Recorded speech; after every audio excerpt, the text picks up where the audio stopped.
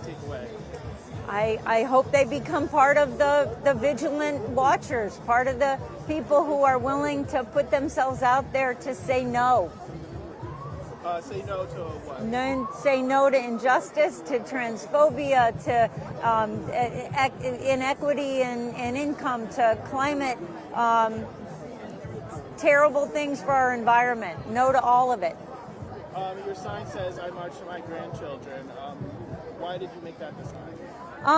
I have both biologically male and female. I have a transgender grandchild. I have children who are going to be here when maybe the climate changes, and I march for them. I might not be here, but they will be. Is there anything you'd like to add that we didn't? No.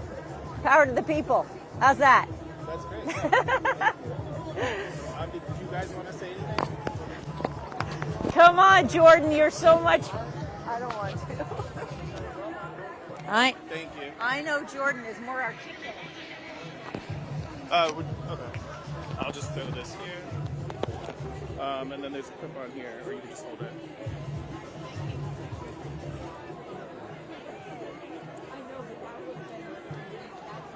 Just tell me your name and where you're from. Jordan Dale from Dumfries, Virginia. What brought you out here today? I wanted to be part of the march. I'm very anti-Trump. I think he's evil.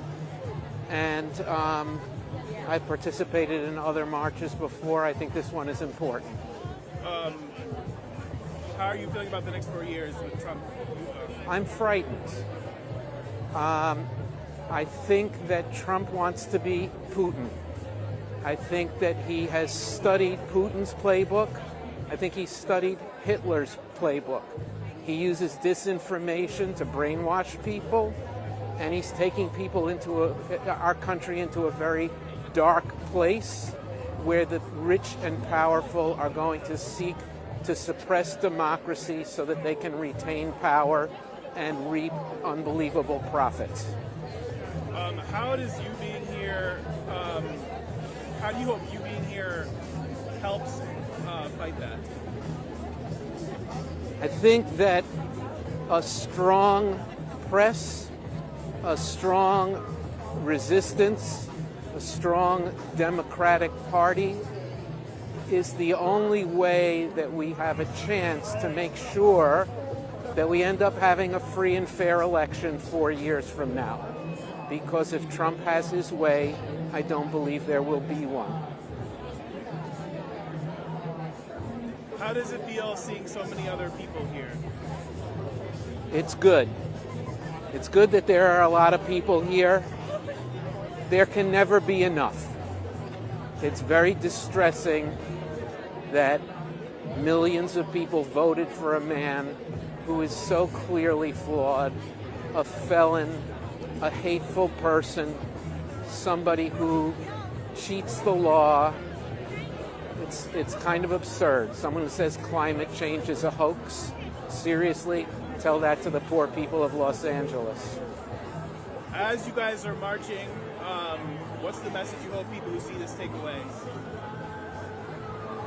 That the people who care about American democracy are not going to give it up easily. Is there anything you'd like to add?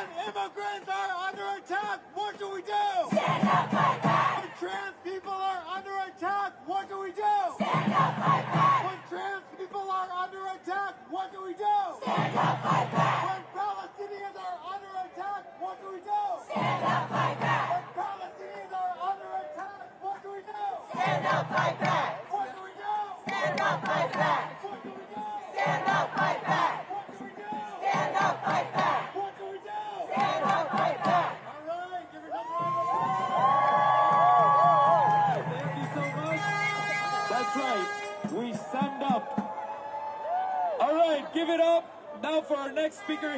Their name is Loan Tran. He's the executive director of Rising Majority. Give it up for them! When I say people, you say power. People, power. People, power. People, power. When I say black, you say power. Black, power. Black, power. Black, power. When I say immigrant, you say power. Immigrant, power. Immigrant, power. Immigrant, power. When I say Palestinian, you say power. Palestinian, power. Palestinian, power. Palestinian. All right, comrades and friends, we're out here because there are lots of fascists to fight. Is that right? And we want them to lose. Is that right? We need them to lose. Is that right? For the future of all of our people and the planet. Is that right? Trump is a fascist. Netanyahu is a fascist. And both of them have to stop. But we are the ones to stop them.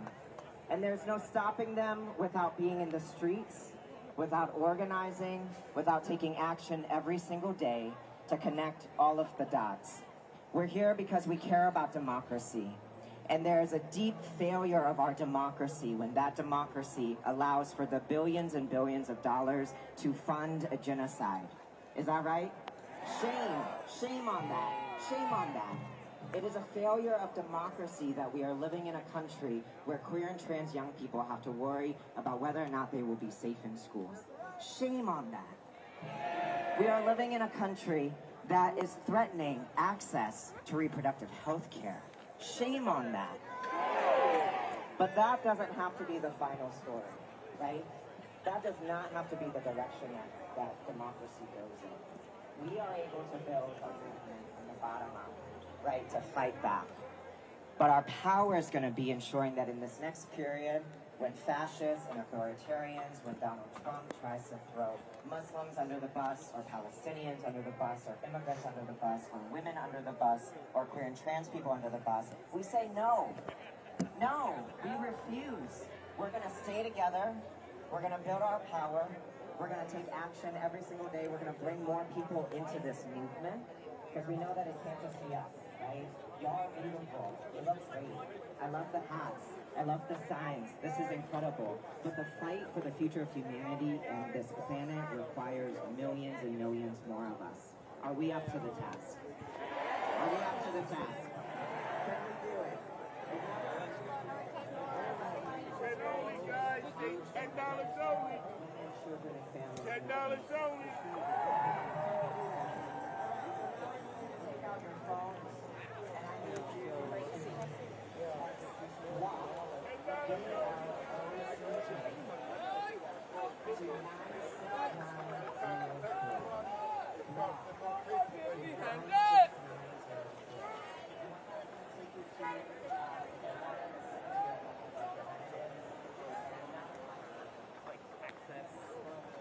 What? How long is he here?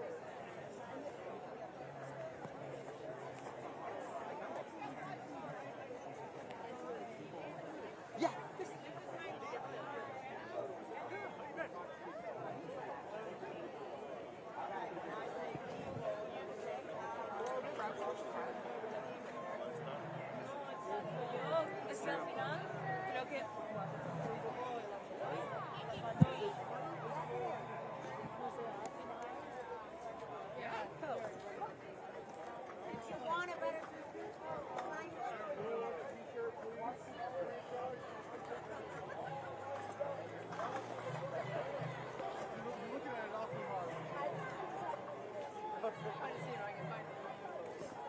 They are, yeah. That's why we're going to like.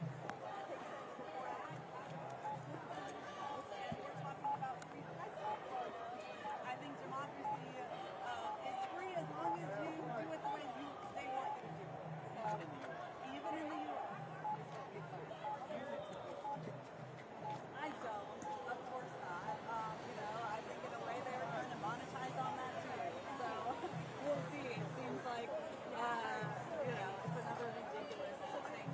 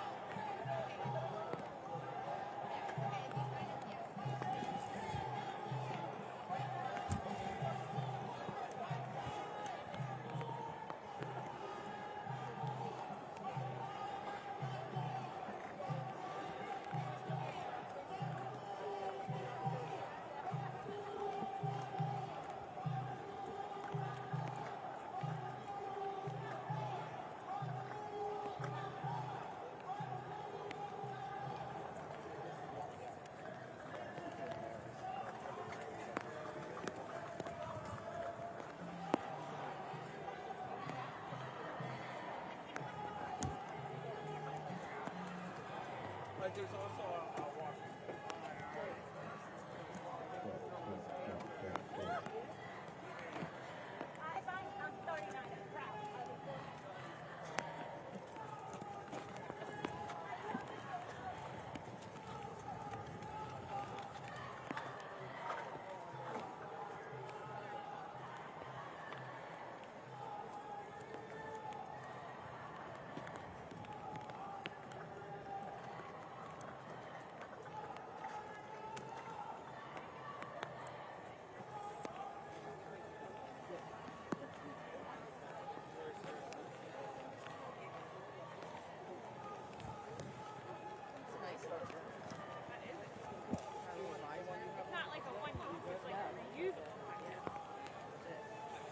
Well, I've heard it from the folks I'm staying with. Oh, okay. So I've got to keep it in good shape.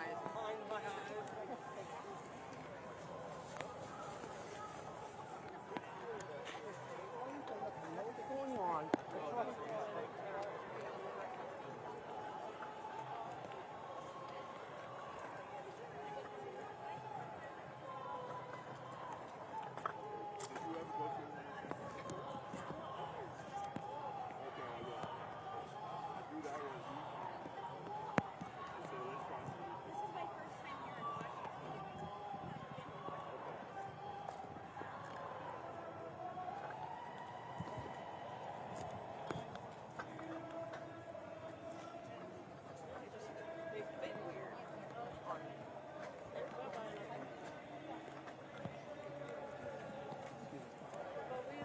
We lost.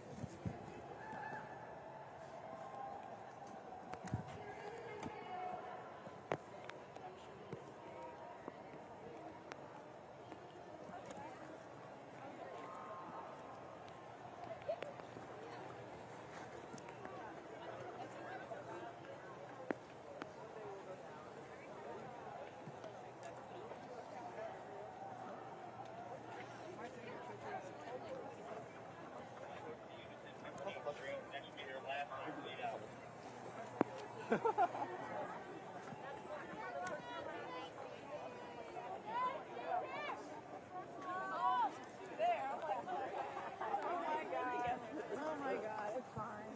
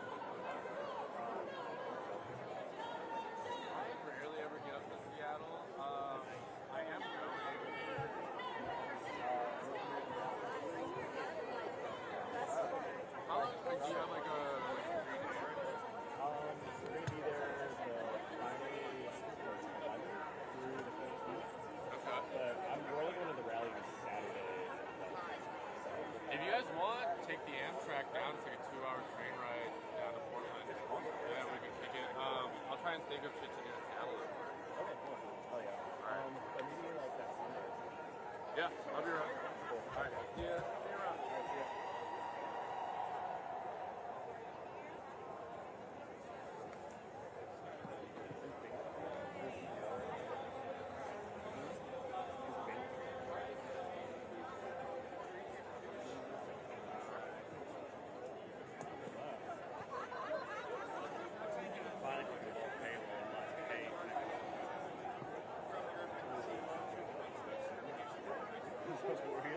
Dude, I was like, wait, if I was going to be inside, I was so close to paying a fee for that. $700. I was on the phone for them, and then didn't do it. Thanks.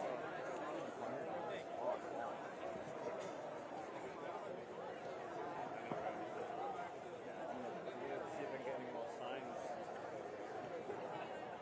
I don't know why I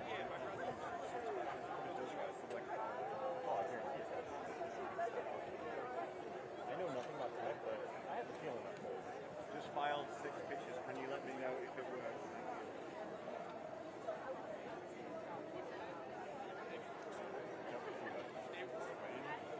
Hi. I'm hungover. Hungover. I got my fucking wallet in my little bag. I'm doing great. Yeah.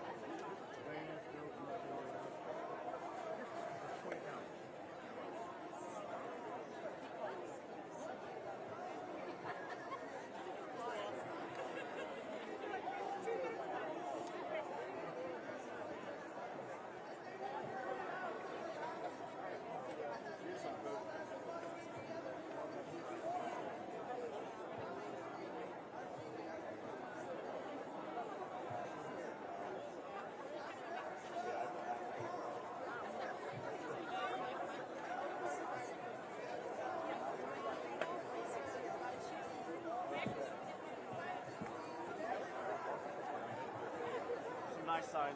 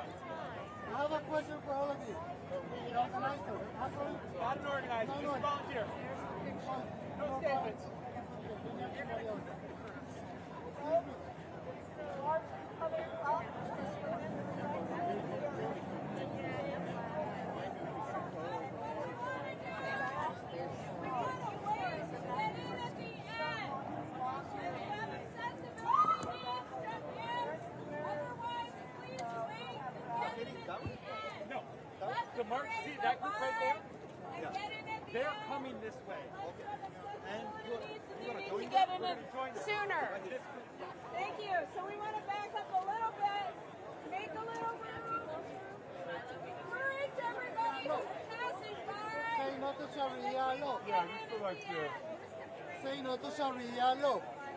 They're coming. They will come up. I swear.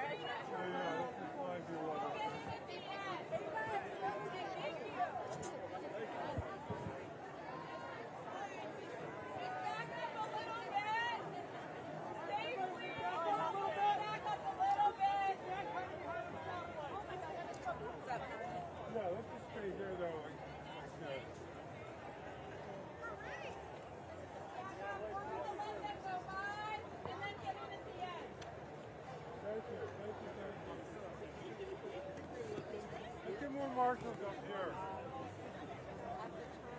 Get a flank marshal here.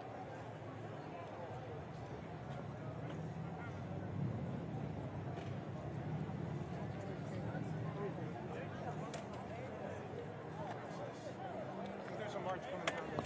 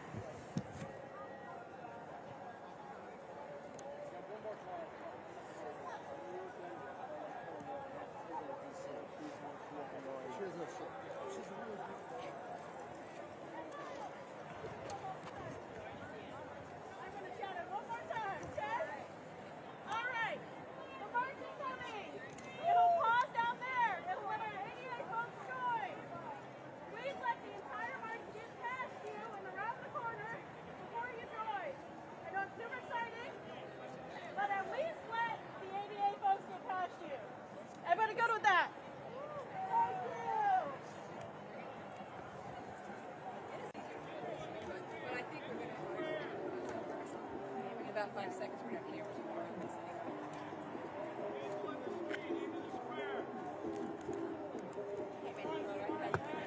that guy's second.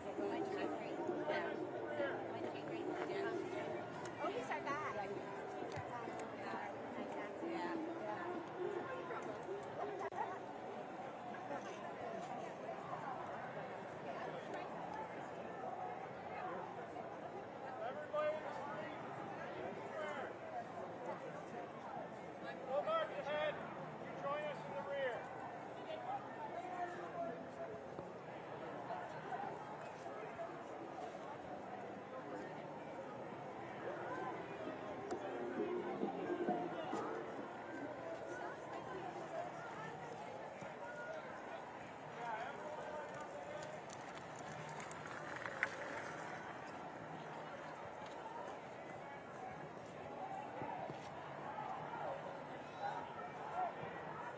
We must be wanting to go down there.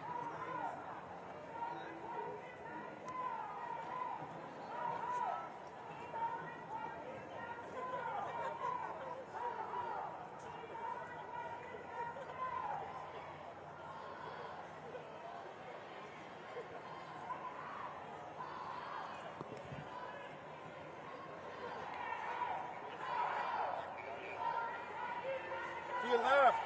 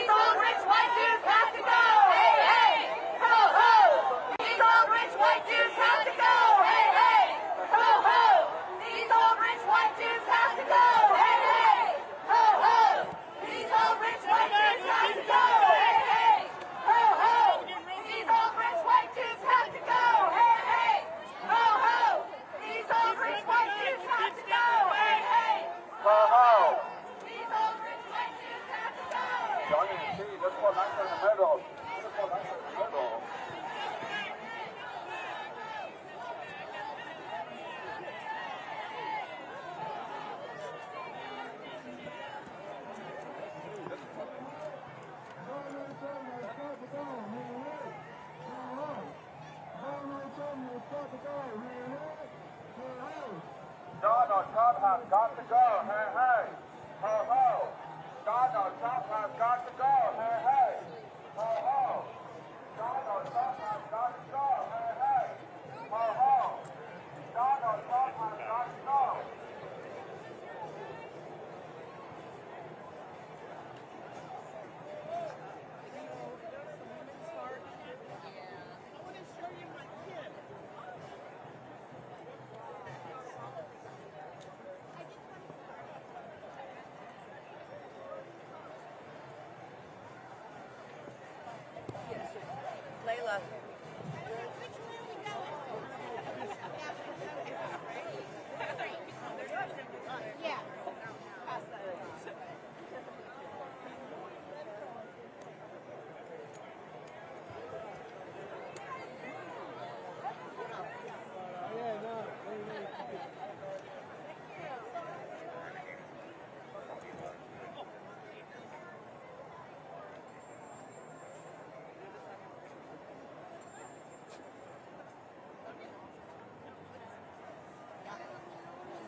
question instead.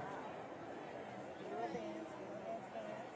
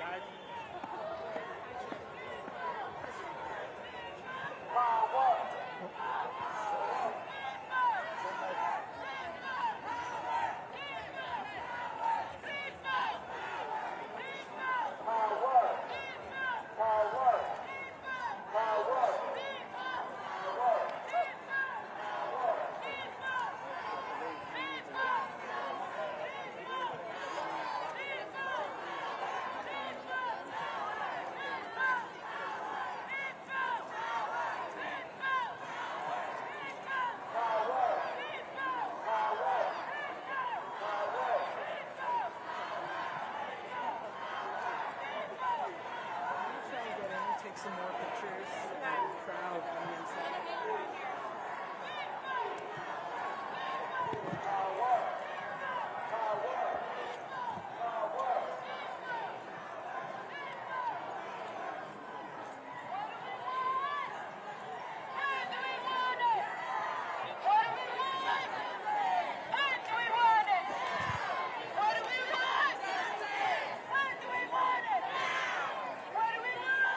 Justice!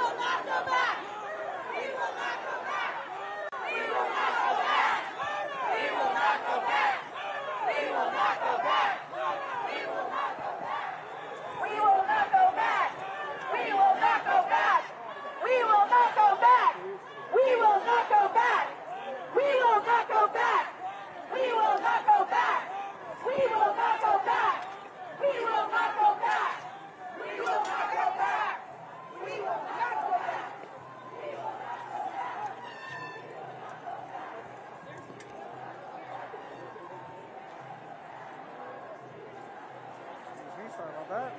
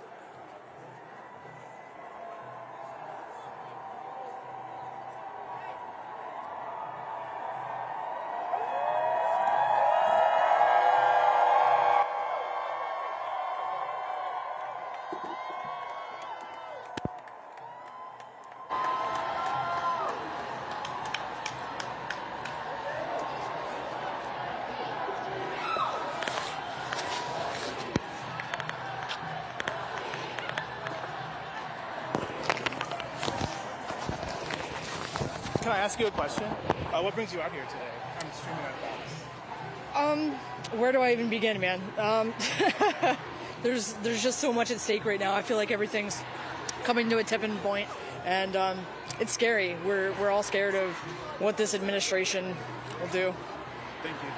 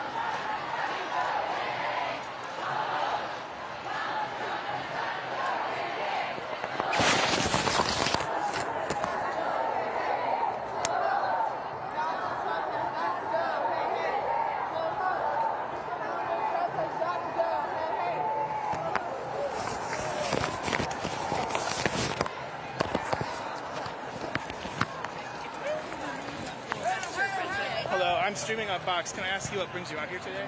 Oh, okay. Just wherever you are. Yeah, okay. I'm from Florida. My friend Canyon's also from Florida. And we're here because I'm fighting for my rights. For my right, for everyone's right. For all of the women that fought before us, that's what we're here for. That's why we're here, yeah. Everyone who couldn't have a say in anything before, we're speaking for them today, now. Yep. We're here. Yeah. What That's do you why. want people who see this take away?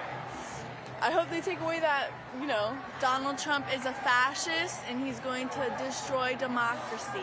And Yeah. people need to have more fucking empathy. And Project 2025 is not a joke, y'all. It's real, and that's what they're planning on. That's their step-by-step basis.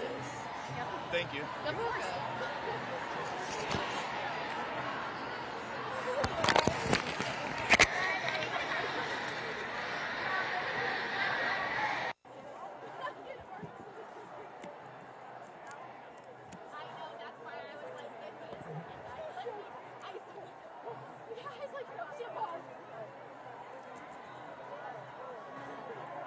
Wait, where are you going?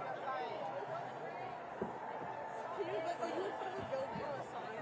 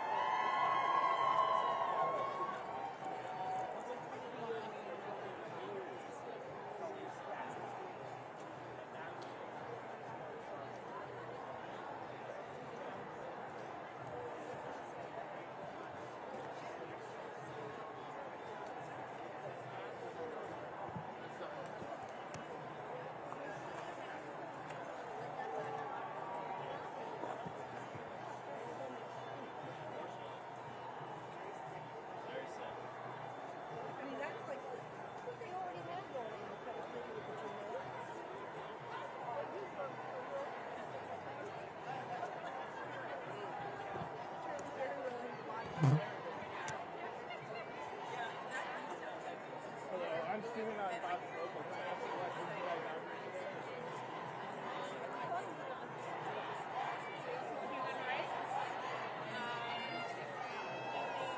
Very shameful that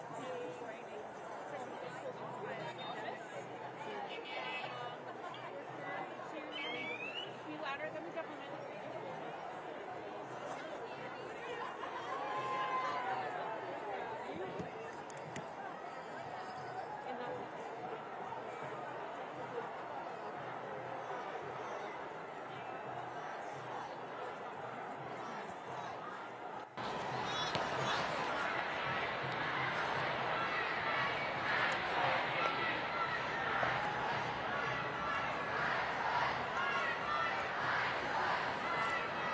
Her choice.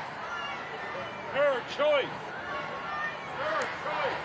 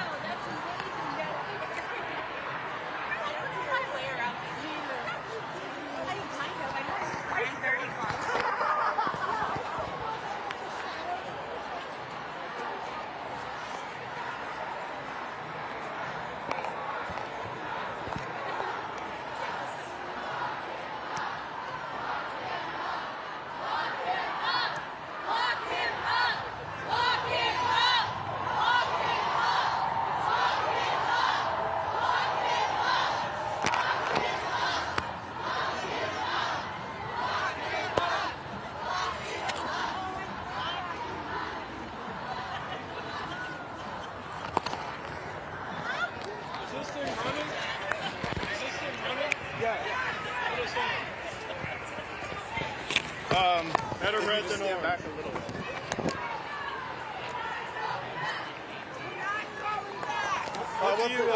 What do you represent? Fox Local. Do you want to ask me any questions? Yeah, what brings you out here today? Well, who are you? Because I feel like Who are you representing? Fox Local. Fox Local? Fox Okay. 5. right now we are living in a world where a government of landlords is meant to represent a nation of renters, and they're funneling all of the capital from the lower class and trying to create a permanent state of oppression, and we're all here demonstrating against it. What about can you tell me about your sign?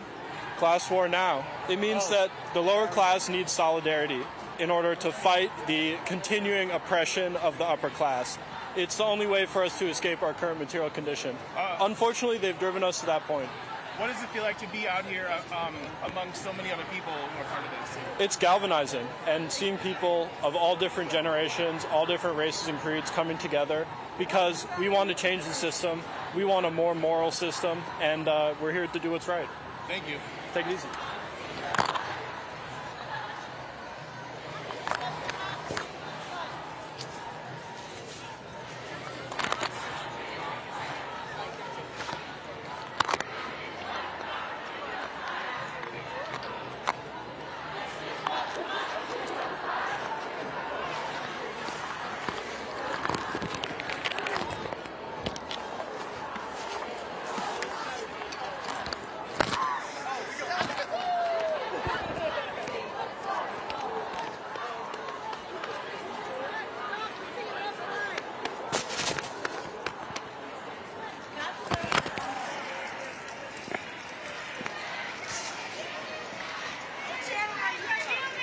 Fox Local. Do you want to...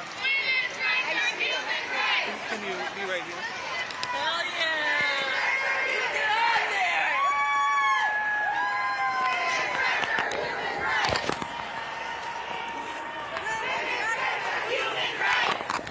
there! What brings you out here today?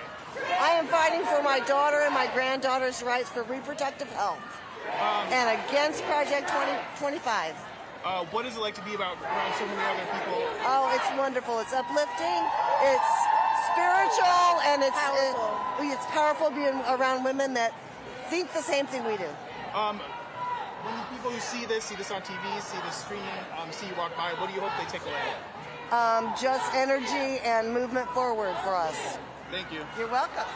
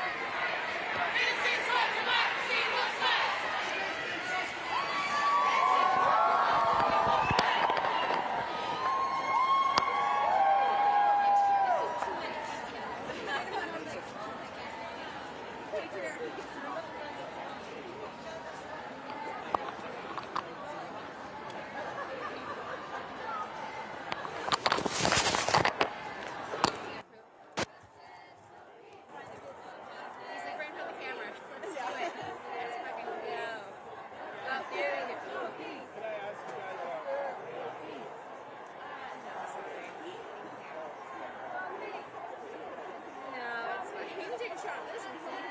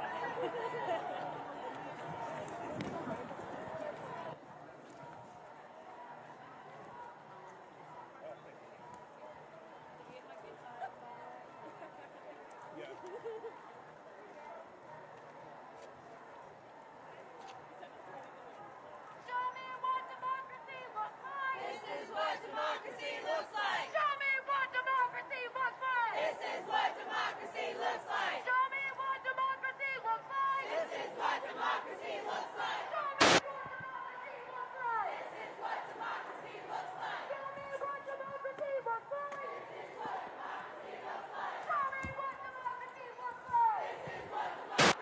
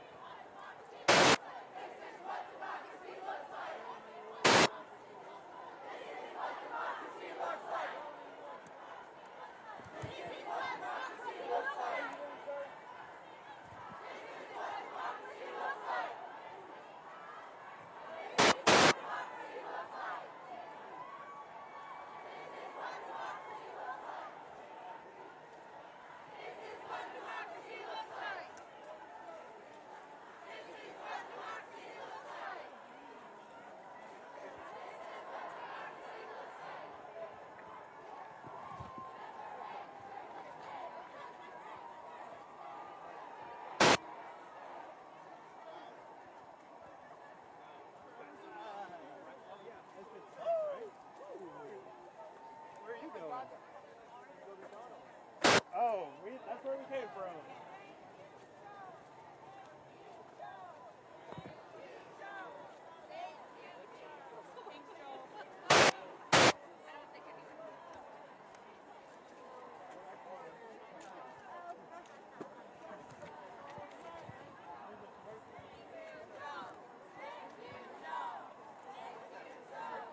All sides on the church, guys.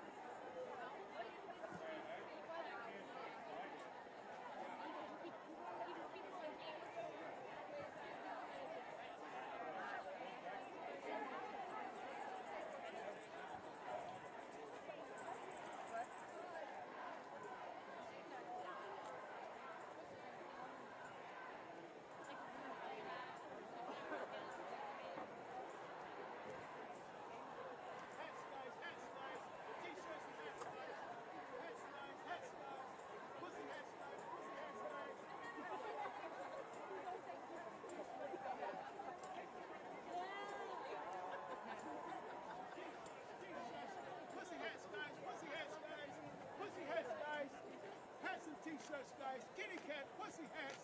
Kitty cat, pussy hats. That's right, that's right, that's right, that's right. Hats and T-shirts, guys. Hats and T-shirts, guys. Pussy hats, pussy hats.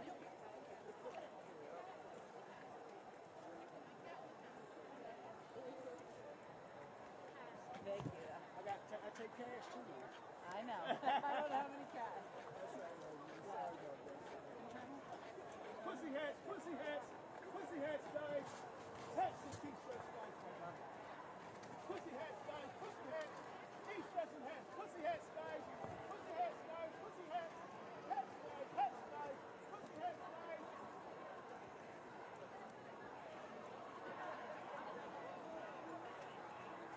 These guys, you think, are at every single Trump rally, so Trump shirts too.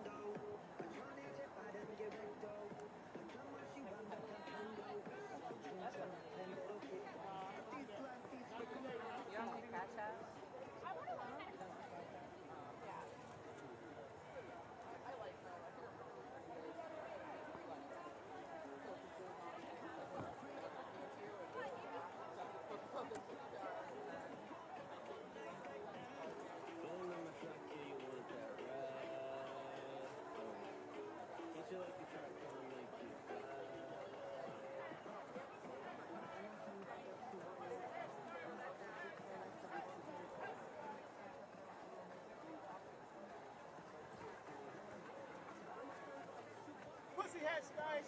Pussy hats.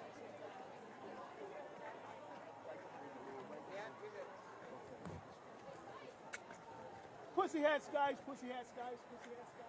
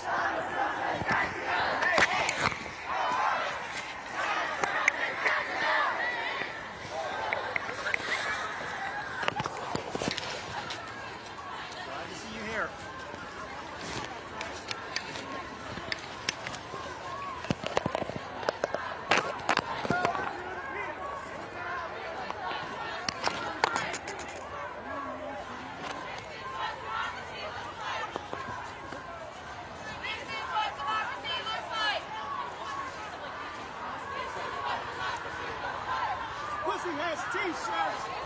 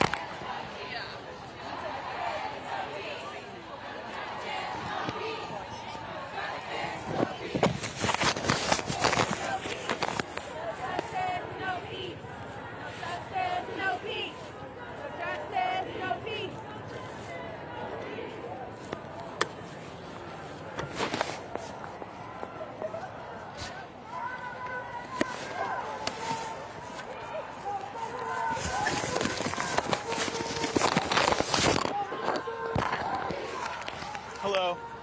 I'm streaming on Fox Local. Do you mind if I ask what brings you out here today? Right here. Just here to protest for equal rights for men, women, especially women. You know, her body, her choice, her right. Simple as. What is it like to be out here around so many other people? It's great. It's fantastic. Everybody's in support. This is fantastic. This is what we need. For people watching this streaming or maybe walking by seeing this, what do you hope they take away? I hope that they take away that this is something that we all need to be fighting for, and if we unite together, anything is possible. Thank you.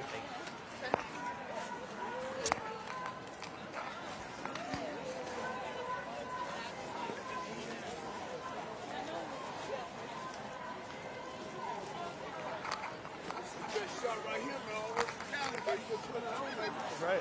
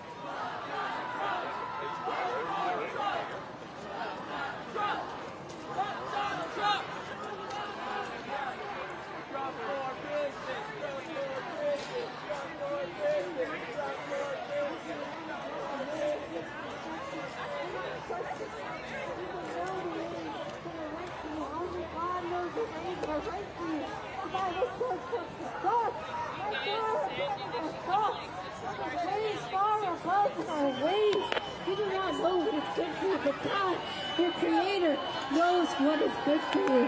And he says to love your husbands, to love your children, and to be the meek and a quiet spirit, to be submissive to your husband, to be submissive to your father, And we pray that the Lord would heal you of your brokenness, for a man that has hurt you. But just because a man has hurt you does not mean that you could just marry onto a woman. That just doesn't work. But God's thing for hurt is forgiveness, and He could teach you how to forgive. So turn to Jesus Christ.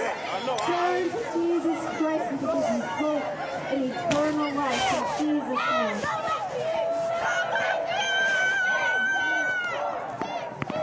Praise the Lord. We need to turn to Jesus Christ today. The wages of your sin is death. The gift of God is eternal life. You must turn to Jesus Christ today. He is the one that can set you free from all of your sin. It doesn't matter what sin you are. It doesn't matter what sin you are living in, whether it's homosexuality, whether it's weed smoking, drunkenness, idolatry. You can be set free from all of it. I used to be a weed smoker for 9 years, and I got set free by the power of God. Hallelujah. Praise the Lord. Jesus is King, and He's going to come back to judge the living and the dead. You must turn to Christ today. Hallelujah. The Bible says, seek ye first the kingdom of God and His righteousness, and all these things will be added to you. Stop seeking in the things of this world. You must seek Christ. Jesus is the way, the truth, and the life. I know you all are looking for peace, but you're finding it in the wrong places. See, Jesus is the Prince of Peace. That's where you need Jesus. Hallelujah. Praise God.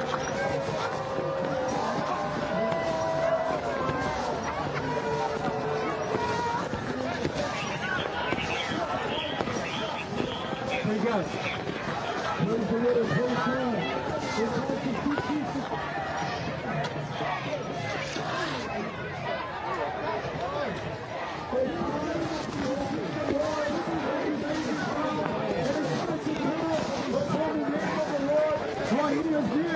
The word of God says that if your name is not found, written in the book of life, that you can God and He will make them glorious. And this is not God's will, that anyone goes to hell, but all should come.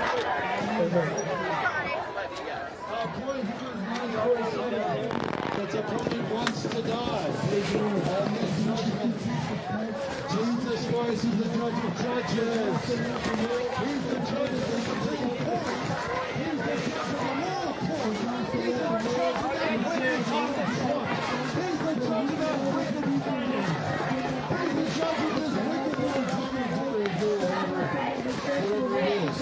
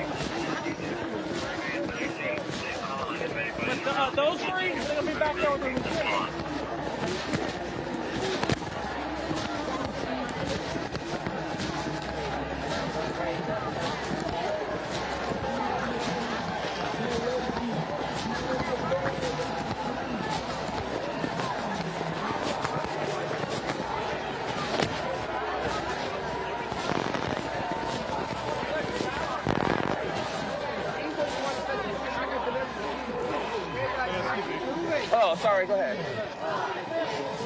The Bible says that as it's appointed a man that needs to die in the judgment, so Christ died for the sins of mankind, and for those who look for him and wait for his appearance. He will appear. He will appear the second time apart from sin. Unto salvation. That's what you need. You need salvation. You need Jesus Christ, the righteous one. You can't face the Lord of Lords. If you just not from your sin, you just see Palestinianism, how you like God, how you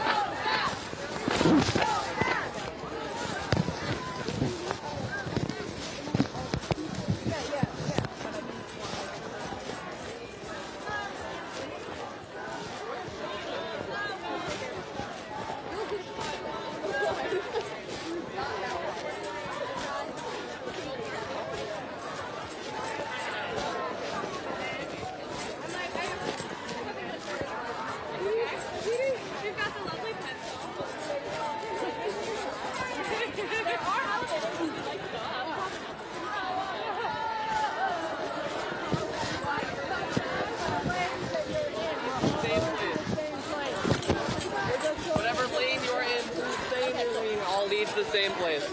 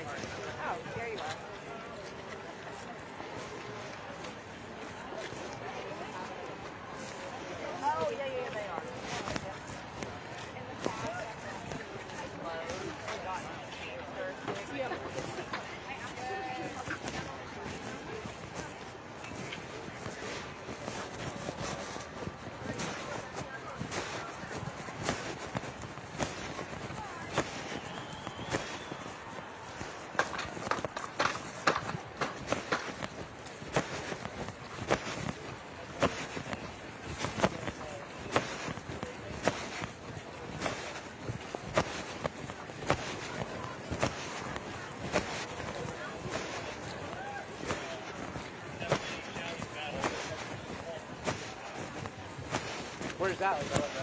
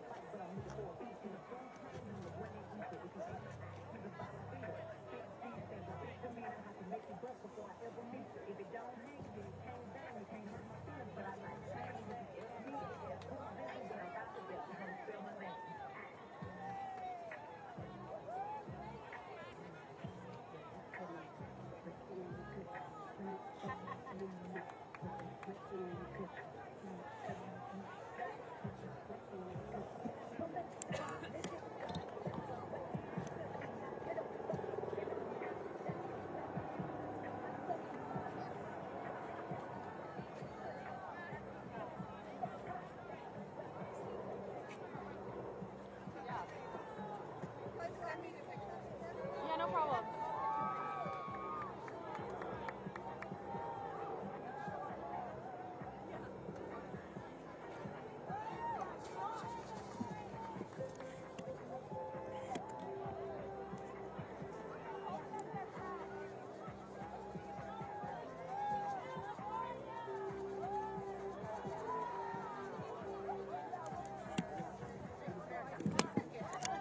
I like it.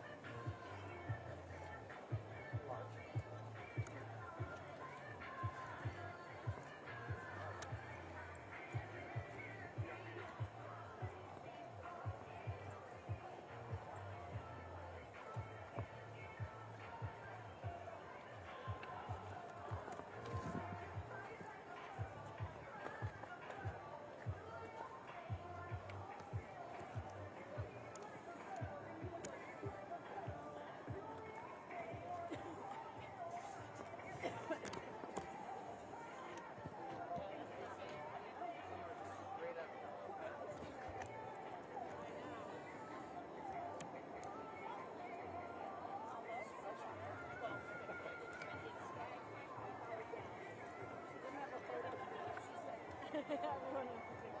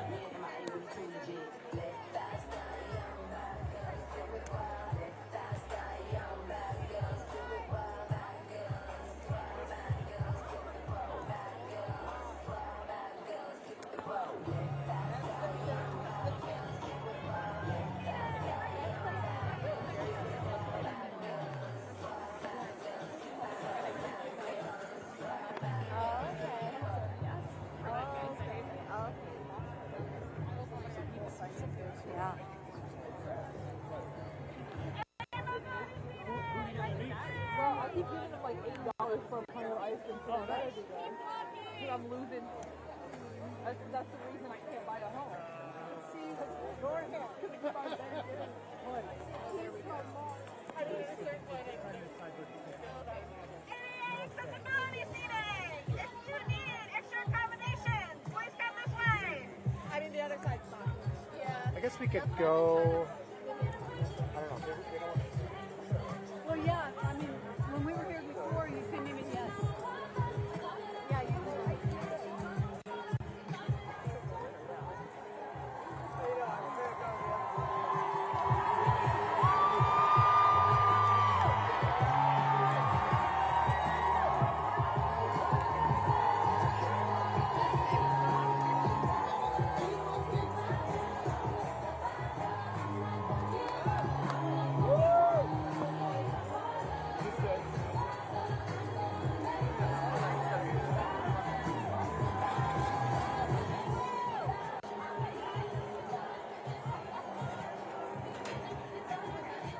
So you got a French badge?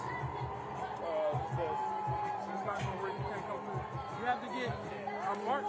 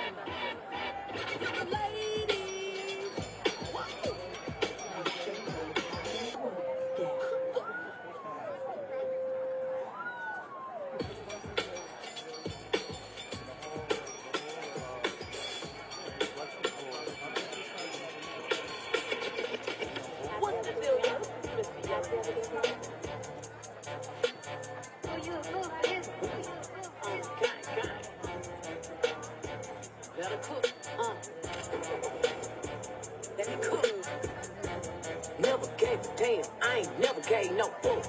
Fell out with them hoes, we ain't never make it no fuck. Back for everything I ever lost, I'm on a mission. We turned the whole house into a booth, we in the kitchen. Let her cook. Big low come through frying shit. Hey, let her cook. Okay. Too much cake out bad, bitch. Oh God. Let her cook. All this sauce, I'm trying shit. Let me cook. Big low come through, shut shit down, I'm bringing hoes out. Run up on this shit. What you want, I'm swinging blows out. If them hoes ain't bad as good, put them hoes out. Got my ankles on your niggas' shows, earn them toes out. Ask me, y'all look out, now these hoes look mad. Okay, head to y'all look up, I don't even think that math. Bitch talking like she can't, she don't really want no man. These hoes gon' walk a mile and need you, bitch. She say, oh God, bitch, I ain't gon' cry no run, I ain't gon' cry no right feet. Ho, I got my own cake, you ain't gon' make me wait either. Yeah, my nigga ever cheat on me, I bet we break even. Bitch, your nigga still my nigga, bet he can't leave. Ho, never gave a damn, I ain't never gave no fuck. Fell out with them hoes, we ain't never making no fuck. Back for everything I ever lost, I'm on the mission. We turned the whole house into a booth, we in the kitchen. Let her cook. Bitch, don't come to frying shit. Hey, let her cook. Okay.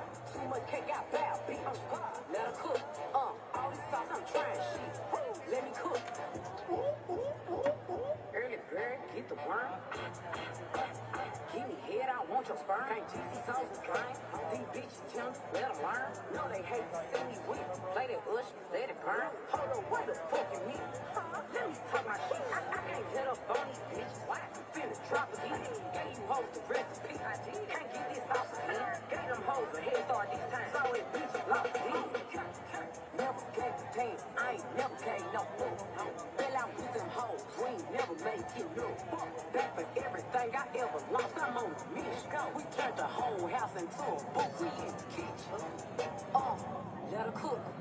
Bitch, don't come to frying shit. Hey, let her cook. Okay. Too much cake, got bad, bitch. Oh, God. Let her cook. All this, let her cook. All this, let her cook. All this, let her cook. All this sauce, I'm trying shit. Let her cook. All this sauce, I'm trying shit. Let her cook. All this sauce, I'm trying shit. Let her cook. All this sauce, I'm trying shit. Let me cook.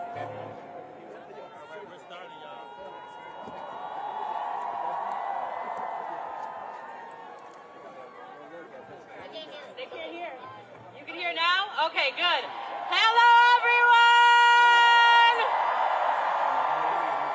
Thank you for being out here and waiting in the rain because a little bit of weather is not going to stop us, am I right? I am Rachel Larry Carmona, Executive Director of Women's March.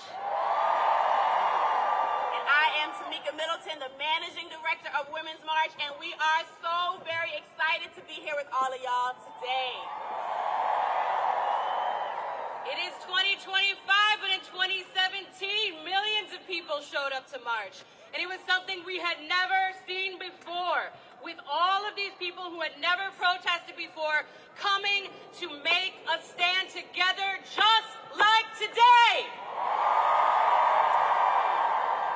So back in 2017, we made history. And today we are here to make our future. That's right! Today we have a choice to accept a future that is forced on us or to fight for the future that we want. And a future that is what? Compassionate, joy-filled, just, democratic, a future that is free.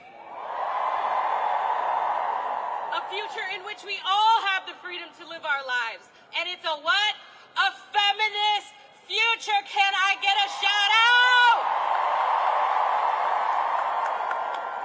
Listen, we know it has been a lot these past 8 years, right?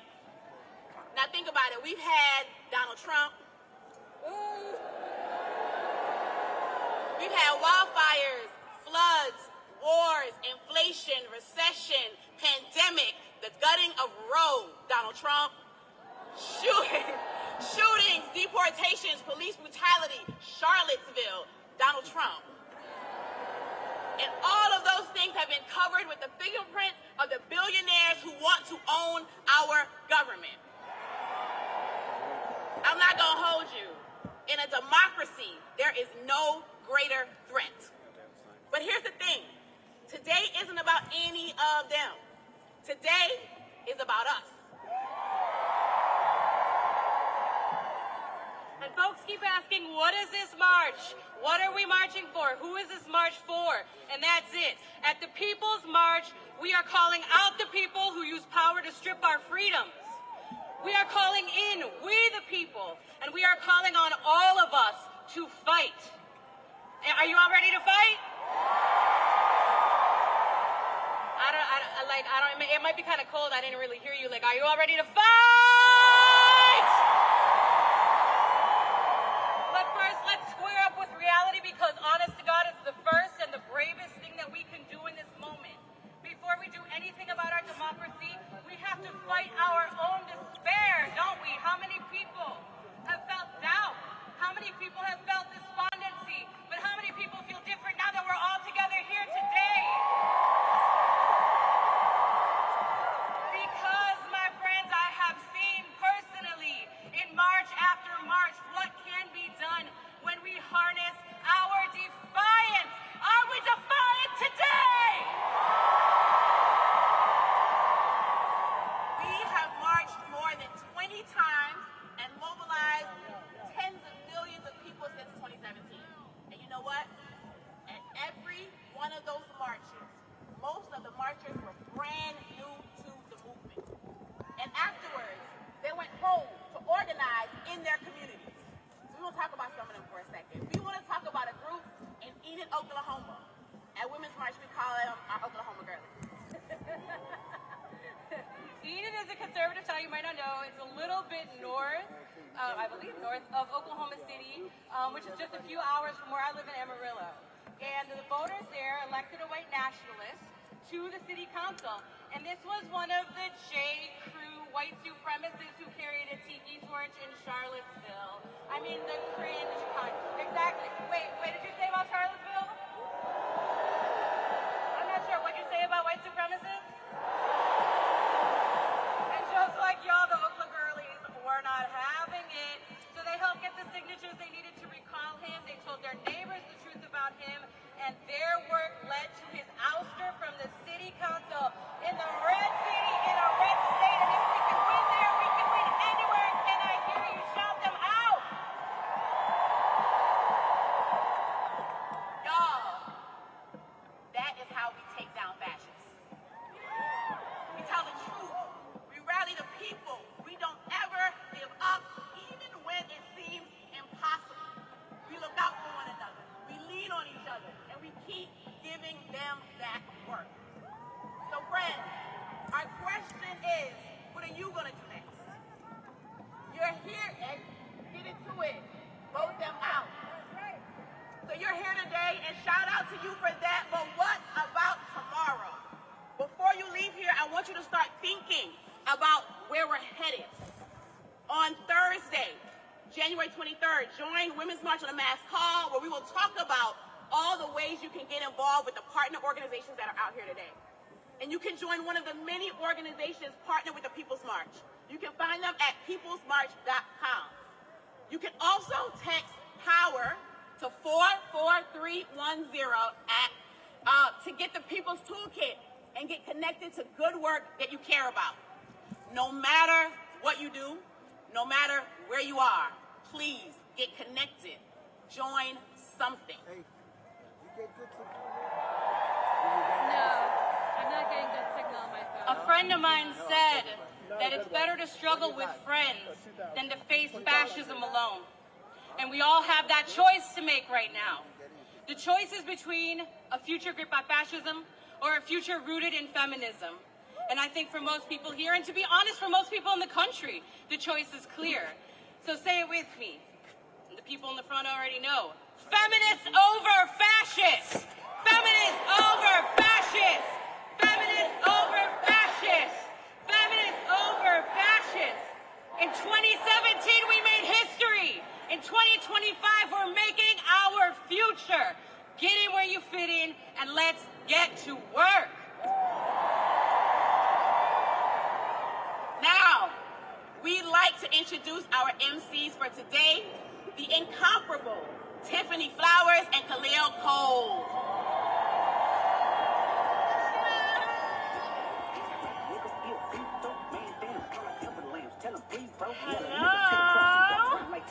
Hello, marchers.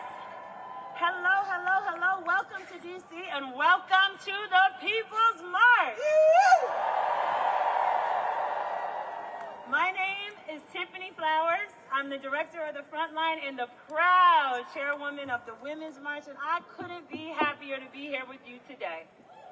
Hey, beloveds, my name is Khalil Cole, and I'm the national co-director of the Rising Majority, a Black-led, multiracial, anti-racist, and anti-capitalist coalition fighting together.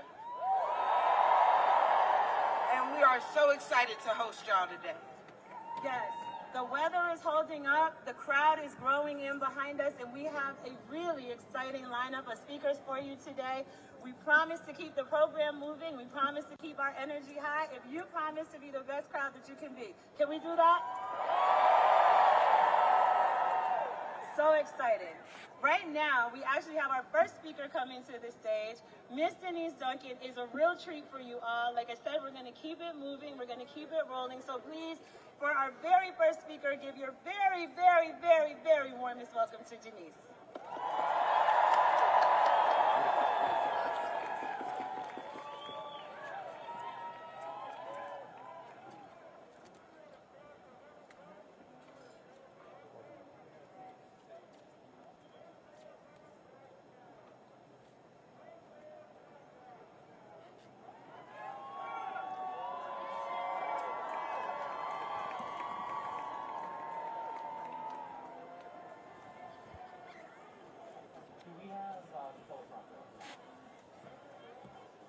Hey, Yule Lintam Elifan, Delawense Denise Sapalee, Mametakemu.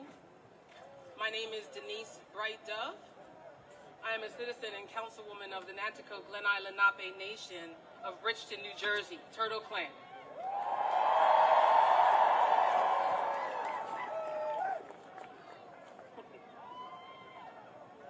When I describe and envision my ancestral homelands without colonial borders, I say that I'm from the southernmost tidewaters of Lenapehoking, the land of the Lenape.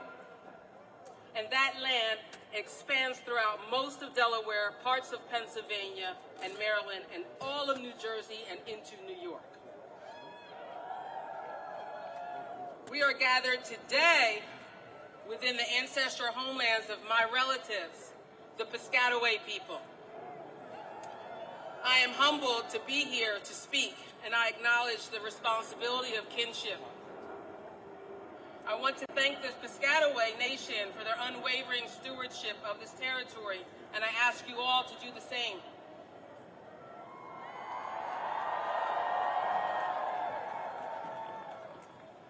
Indigenous peoples have occupied, governed, traded, thrived, and endured within our original territory since time immemorial. It is our inherent sovereign right to continue to do so.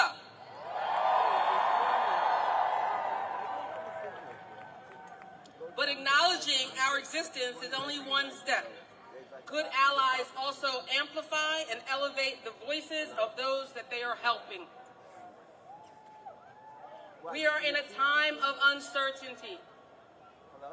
Indigenous people, black and brown, are in dire need of assistance. Solidarity is critical for our collective futures. We know all too well what happens to the land happens to the people. As we struggle to fight for life and beauty in this world and for Earth itself, each of us must decide where our moral compass leads us. Will you remember the Piscataway Nation?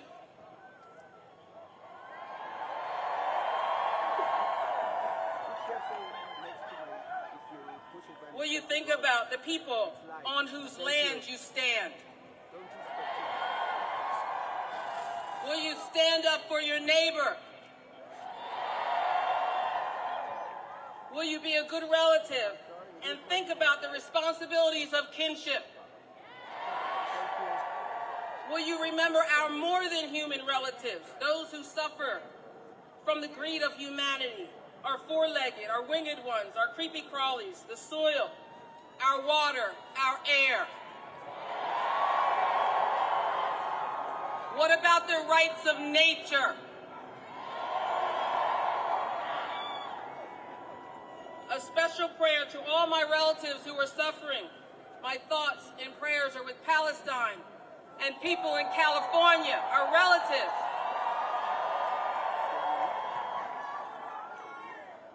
Sudan, where else?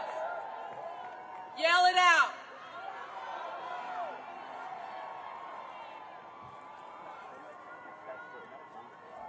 Uplift your voices. Keep yelling it out.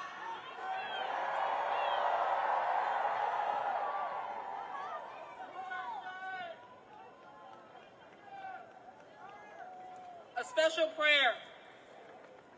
Kishlamiyin, which are meaning, and kina kahinin. Wanishi, wanishi. Creator, help us and watch over us. Thank you. Thank you, and free Leonard Peltier.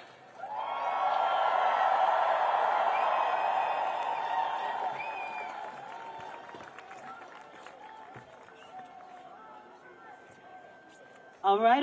Thank you so much, Denise. Ladies and gentlemen, up next is our friend, the leader, our sister, Miss Nene Taylor, director of Harriet's Wildest Dreams.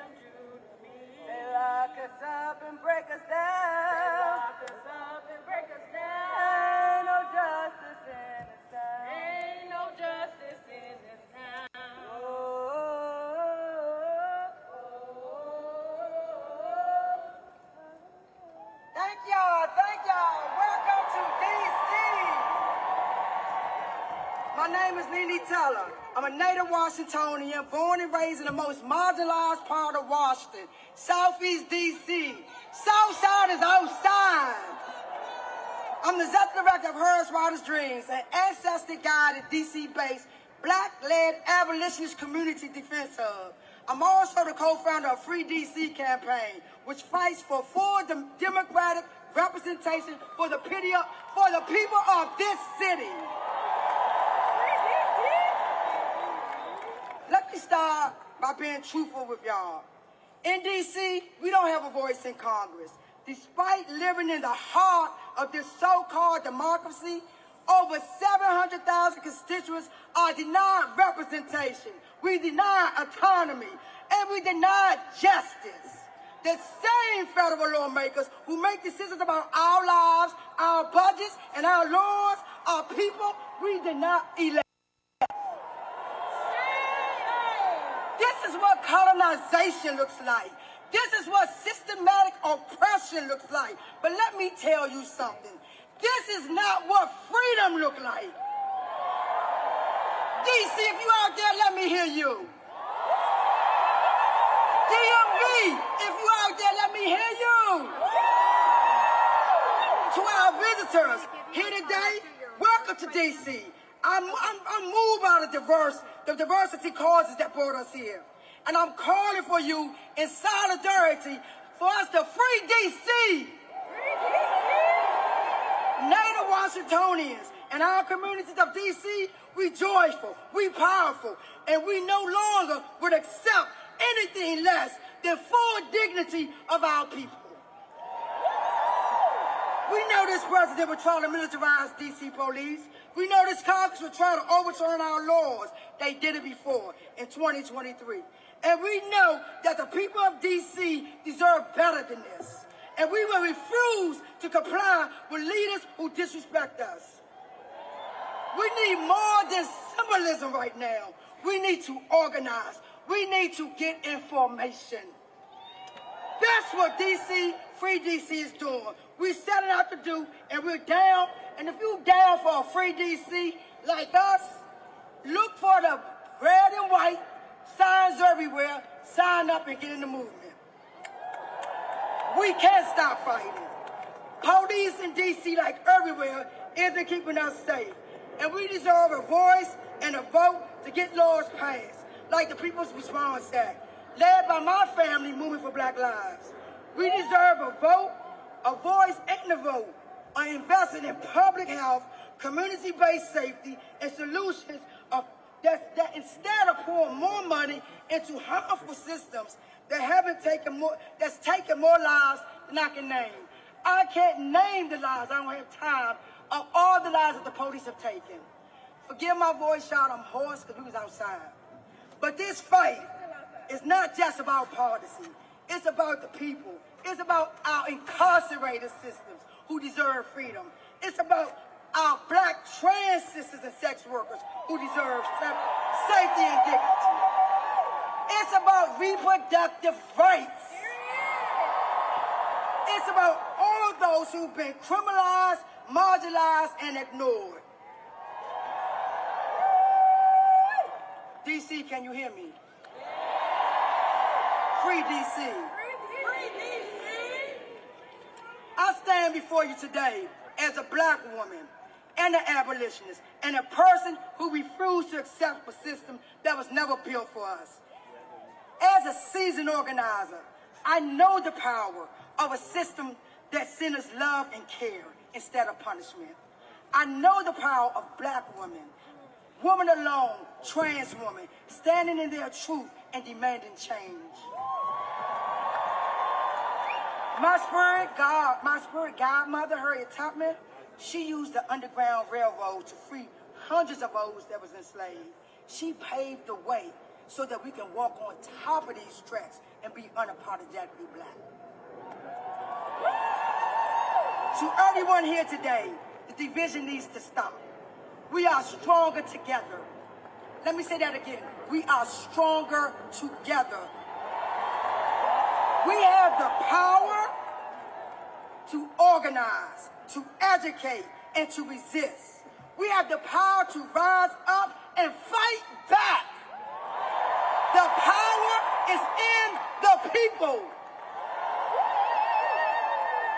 Let me close this out. Today, I called on you to keep going, to get involved with an organization that's doing the work, with Hers Dreams or Free DC, or any other organization that speaks to you.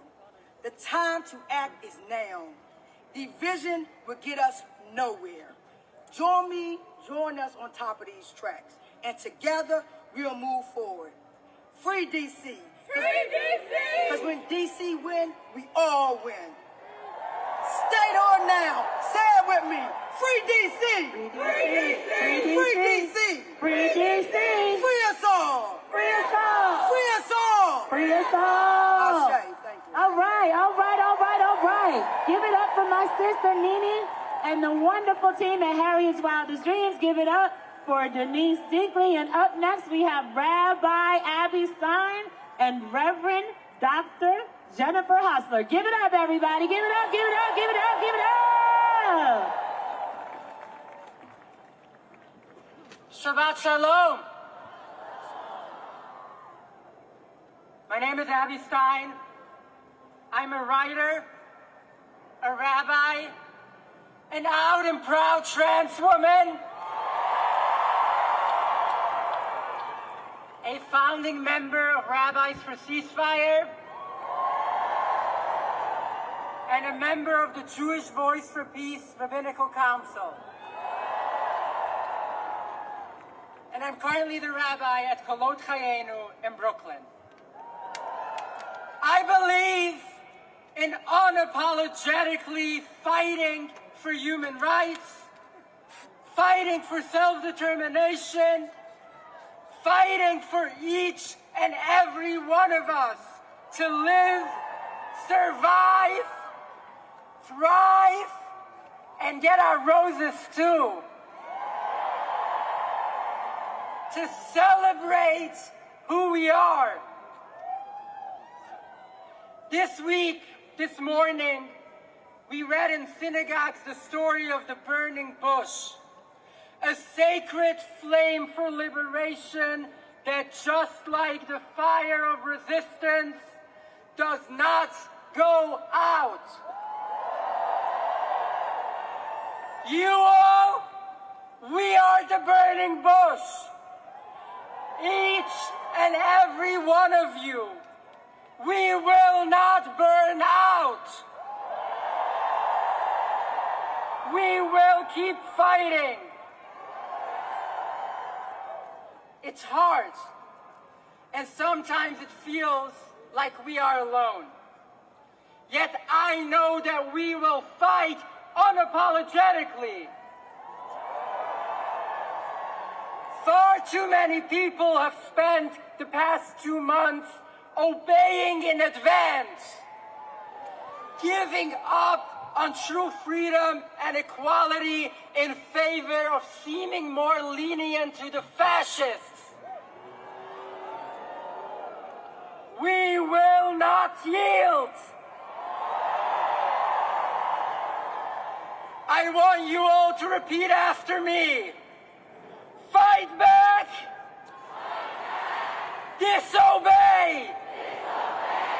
Rise up. Disobey. Disobey. We will unapologetically disobey, unapologetically fight for the rights of all LGBTQ people. We will unapologetically fight for the right to trans affirm and care for adults and kids alike. We will fight for every single person's right to access abortion. Unapologetically, our bodies, our choice at every step. We will unapologetically fight for racial and economic justice, for constitutional equality under the law, for free and equal health care, unapologetically fight anti-Semitism, and unapologetically fight back against the weaponization of anti-Semitism, against capitalist greed, and for the climate.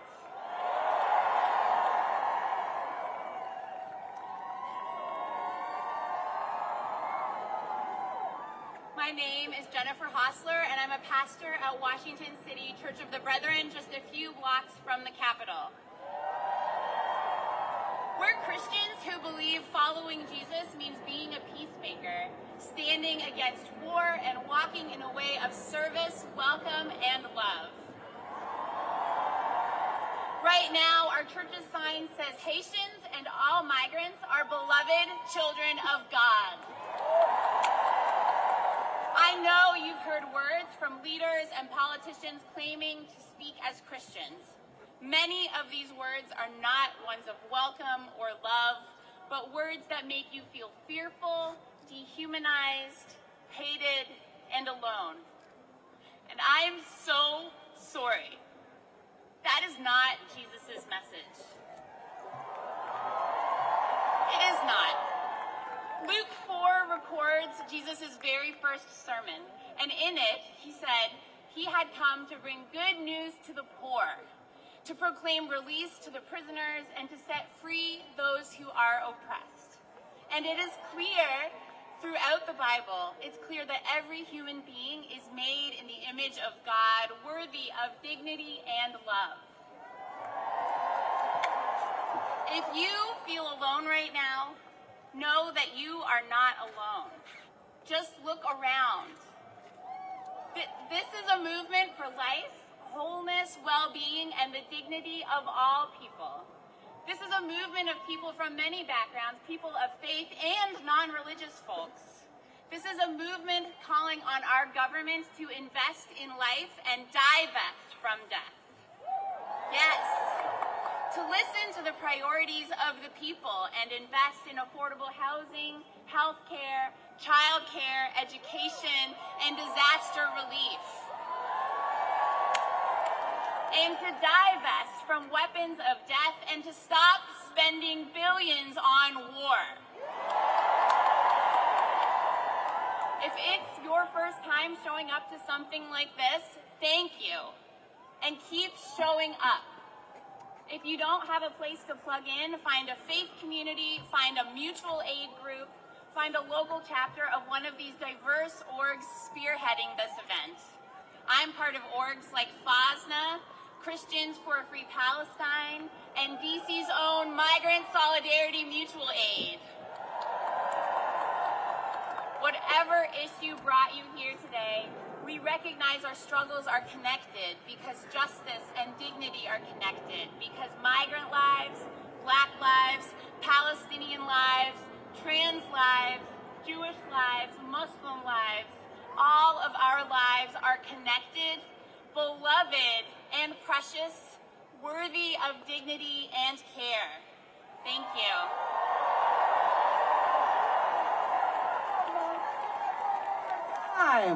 So good. I'm going to introduce our next speaker in a moment, but first I want to do a little housekeeping. Friends, this is not an ice rink, okay? That's just a pond that's frozen and shit. Don't walk on it. You will fall in, okay? If you see some ice, walk around it. You see somebody needs some help, help them. Also got word that folks are tuning in and TikToking. I'm old, okay? But they on the TikToks and they mad because the shit about to get closed down. So invite them into the streets with us. Fuck that band. They need to come join us. All right, please welcome up the Executive Director of the Sierra Club, Ben Gillis.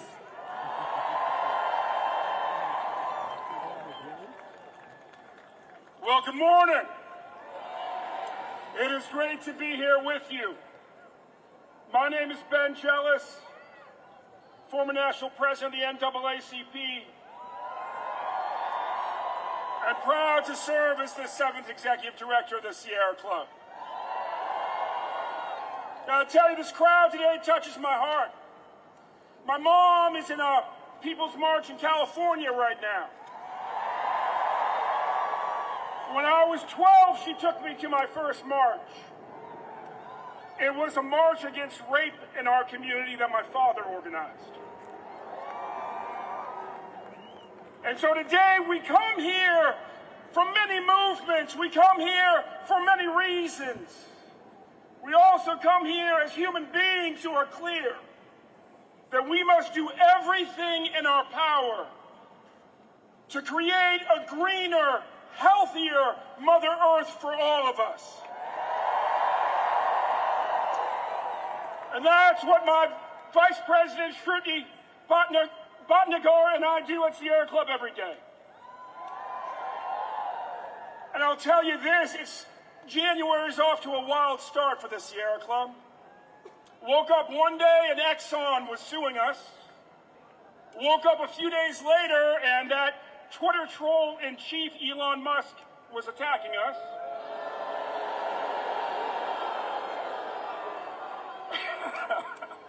You know, somebody up there has a sign that says, "Deport Musk and Murdoch."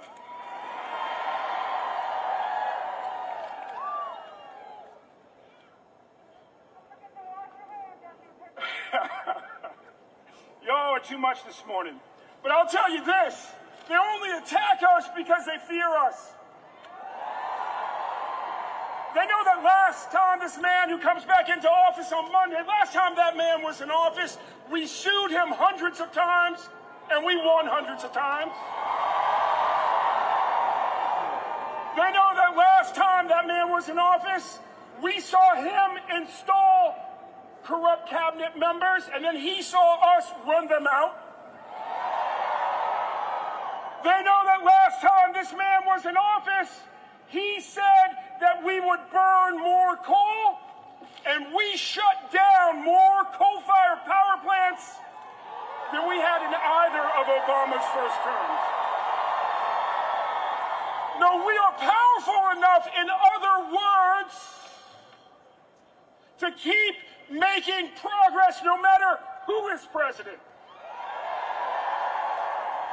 The people of this democracy, we don't elect politicians to make change for us. We try to elect the best politicians to make it a little easier for us to make change. But you know, when the hill gets steeper, when the weather gets colder, we don't cancel our gathering. And we keep climbing up that hill. And we do it because we know that this was the movement that last time he was in office and he ridiculed the Green New Deal. We said, you know what, brother? We've been around since 1892 and you're going to be out of office soon. So we're going to keep organizing. We're going to keep building consensus. And you know what we did? As soon as he was out of office, we passed it. It's called the Inflation Reduction Act. It is the reason that America is opening new factories from coast to coast. It has put hundreds of thousands of our neighbors to work in good jobs.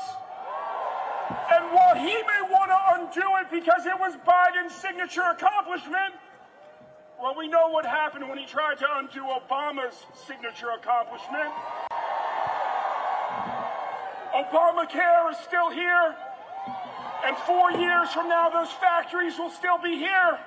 And we will keep America moving forward. God bless you. Keep fighting even when it's cold, even when the hill is steep. God bless.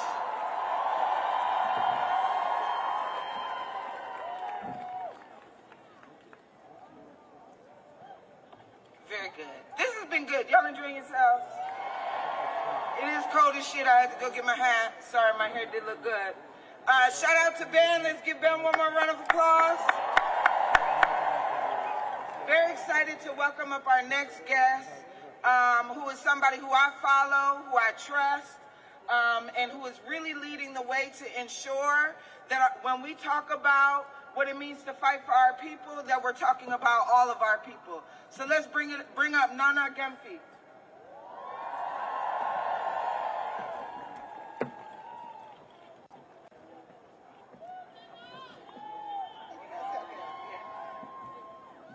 Greetings!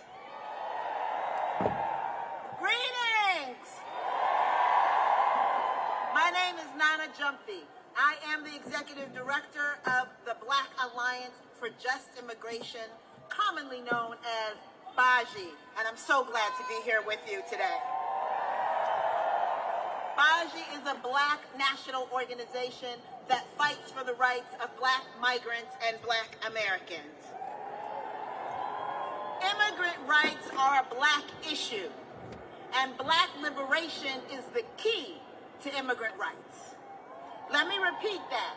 Immigrant rights is a Black issue, and Black liberation is the key to immigrant rights.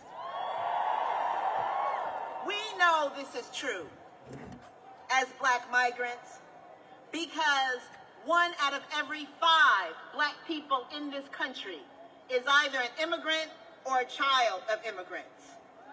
We come from every corner of the globe, bringing our brilliance, our creativity, and our heritage with us. We do not come from shithole countries. We are not here after Black jobs. We are not eating the pets. We are working class. We are professionals. We are artists. We are queer. We are youth. We are people with disabilities and extraordinary abilities. Regardless of our origin or the papers we hold or don't hold, we know that we must fight, and we are ready to fight. As the great hood philosopher Kendrick Lamar reminds us, sometimes you gotta squabble up with these fools. Sometimes you gotta squabble up with these fools. I'm down, are you? Let's be clear. Any progressive movement that does not recognize the challenges and the contributions of Black immigrants isn't a problem. It's not just an oversight. It is a serious problem. It is not a progressive movement. Liberation isn't selective, and justice does not stop at the border. If we are serious about building a just and equitable future, we must ensure that Black immigrants are seen and are part of the fight for justice. The freedom to move from one country to another country is a basic human right. And we will not let any administration strip us of our human rights and human dignity. Our greatest strength is community. Together, we protect each other. Together, we build safety and solidarity. Together, we are unstoppable.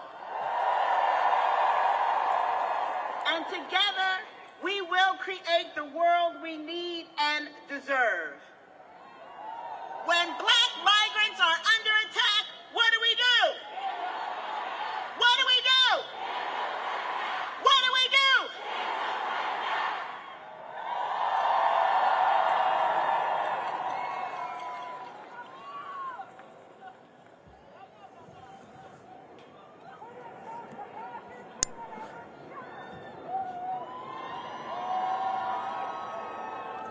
Hey y'all, what's up? I'm the National Organizing Director for Dream Defenders. And there comes a time when we decide in our freedom fight if we're going to stand up or lay down. It looks like all y'all decided to stand up. We decided to stand up because we're not going to let racist, imperialist, capitalist war criminals kill us. We decided to stand up because we know the power of the people. We won't be stopped by preventable natural disasters, historic fires and flooding. We won't be stopped by increased police budgets and surveillance. We won't be stopped by the new administration and the determination of our opposition. Because we are more determined. We are a united people, and we want our freedom. We want our freedom now. We won't stand by while our siblings are legally enslaved and killed in prisons, encampments, and bombed indiscriminately. We won't stand by while the billionaires get richer and the groceries get higher. We won't stand by while our people freeze and burn on the streets. We won't stand by while our people are bombed and abused and they die in the waiting room. We ain't waiting no more. We ain't waiting no more. One of the first things they come after in imperialist conquest is our culture. We know that culture is a weapon that defines the voice of the people. Dream Defenders knows that the DD Choir is just one example of this cultural revolution. We don't just want our freedom, we're gonna get it. We don't just want our freedom, we're gonna get it. Join an organization and get your freedom. We won't lay down, we will stand up. We want power, transformation, and miracles. We want power, transformation, and miracles. And we're gonna get it. Text power to 96904 to learn more, but in the meantime, give it up for the DD People's Choir.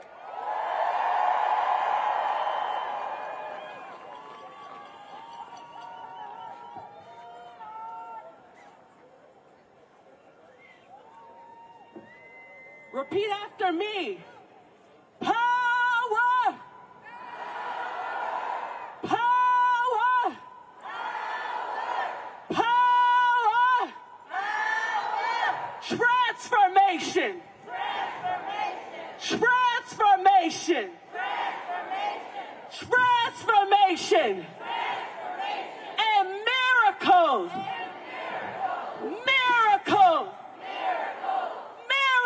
Miracles. I want it. I need it. I got to have it. I got to have it. I got to have it. Right now. Right now. Right now. Right now. Right now. Right now. Right now. Right now. Right now. Right now. Right now. Right now. Right now. Right now.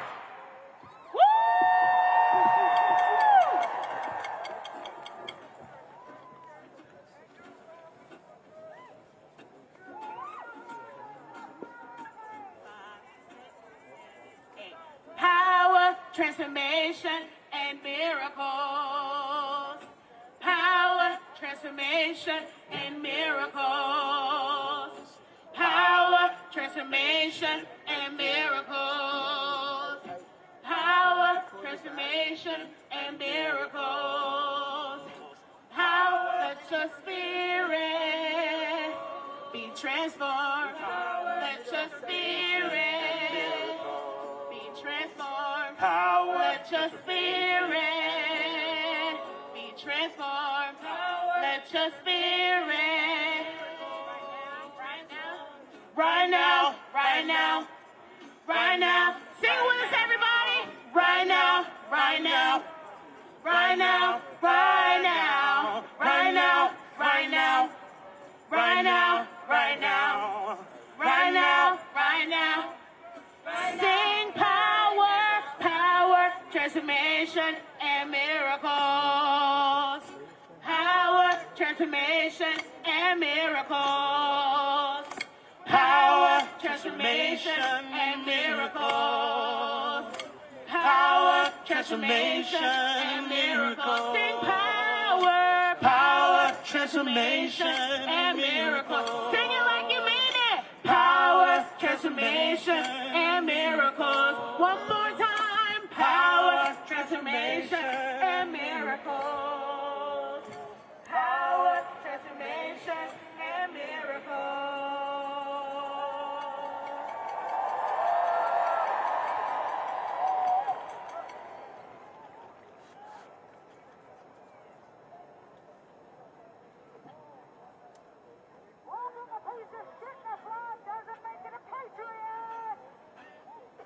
I don't know if any of you have ever heard this song. This song is called That's How the Light Gets In. It's an adaptation from the Sunrise Movement. Woo! The original by Andy Cohen. And I want you guys to follow along after me, okay? Here we go. Forget your perfect offering. Just ring the bells that still can't ring. There is a crack in everything. That's how the light gets in. That's how the light gets in. Forget your perfect offering. Just ring the bells that still can ring. There is a crack in everything. Come on, that's how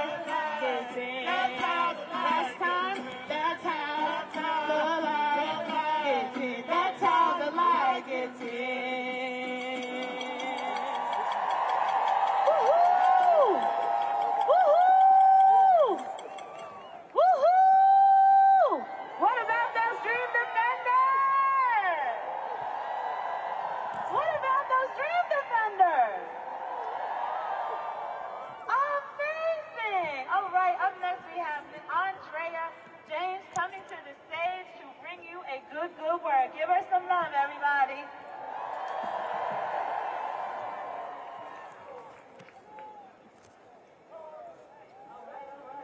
All right, free her!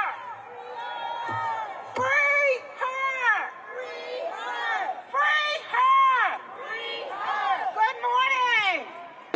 My name is Andrea James, and I'm the founder and executive director of the National Council for Incarcerated and Formerly Incarcerated Women and Girls. The only national advocacy and abolitionist organization founded and led by women incarcerated in a prison.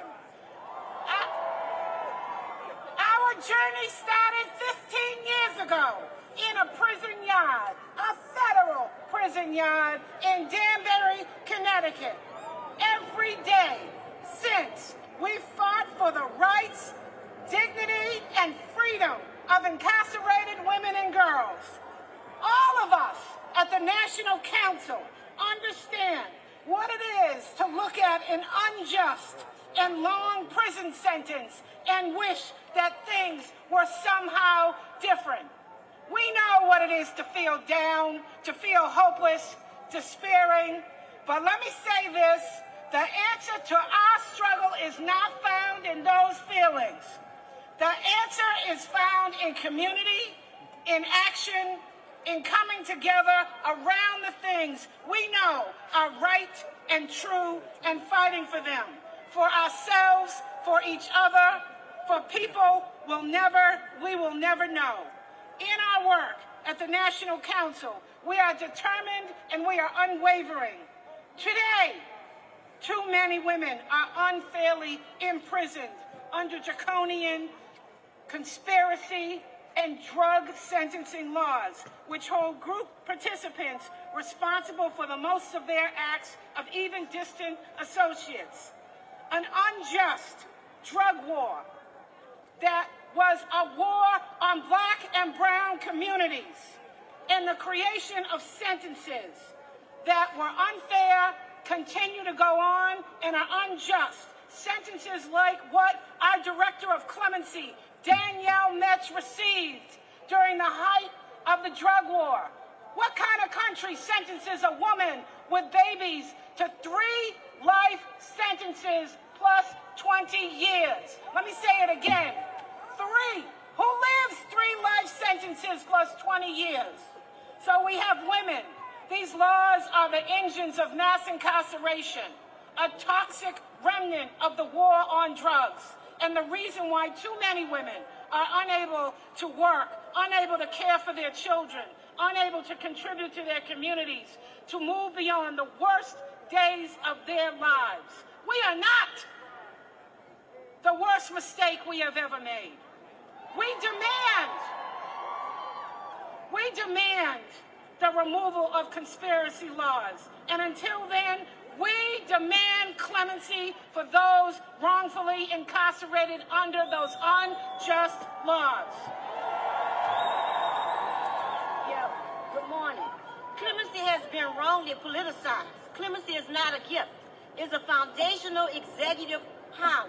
It is a feel-safe of our criminal justice system, the way to correct injustices to move forward.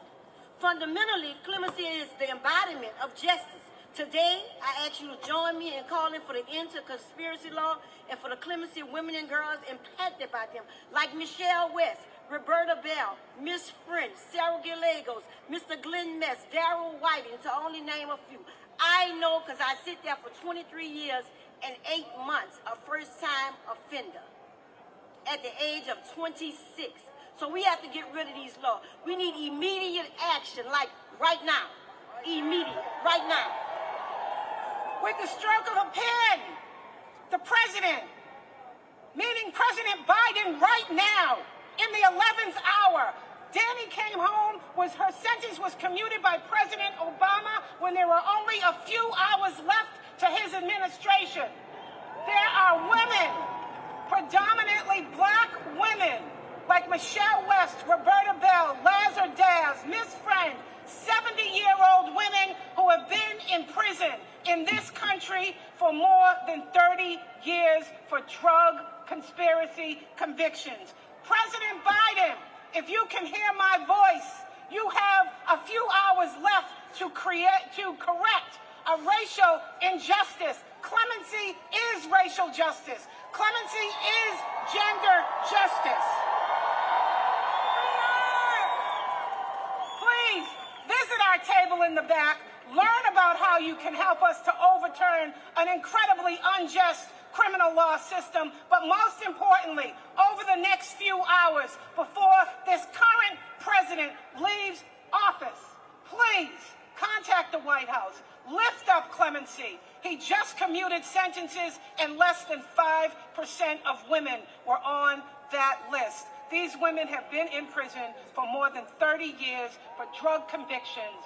Enough is enough. Free her! Free her! Free her! Free her! Free her!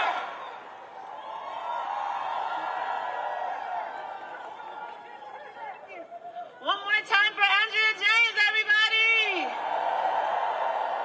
Excellent, excellent, excellent. You see, I moved to a clipboard. I am an analog girl in a digital world.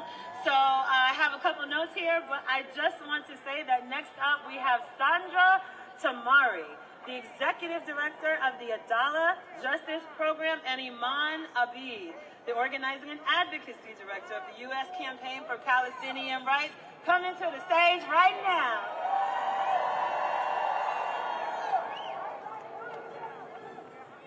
Free! Free Palestine! Free! Free Palestine! Free! Free! Free Palestine! Free! Free! Free Palestine! Free! Free Palestine! Free! Free Palestine! Free! Free! Free Palestine! Free! Free! Free Palestine! Woo! So hello, DC, hello, People's March. I am Sandra Tamari. I'm with the Adala Justice Project. Iman and I are proud to stand here today, especially as Palestinians who have been silenced for too long across the world, struggling for our freedom. We are just consumed with grief, and as I look out at all of you beautiful faces, it can't help but think that a population twice as big as the people here have been killed in Gaza since this genocide began. Those are just the ones we know about.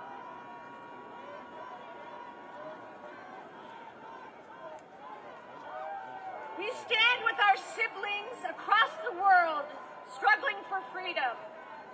We stand on the shoulders of Palestinian women who have resisted for decades, including unwavering activists like our sister Linda Sarsour, an original co-chair of the Women's March.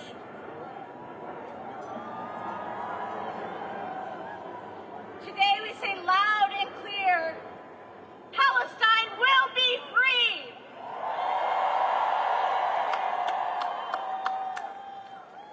The fight for justice in Palestine is not an isolated issue. The same corporations profiting from death and destruction abroad benefit from exploiting workers here.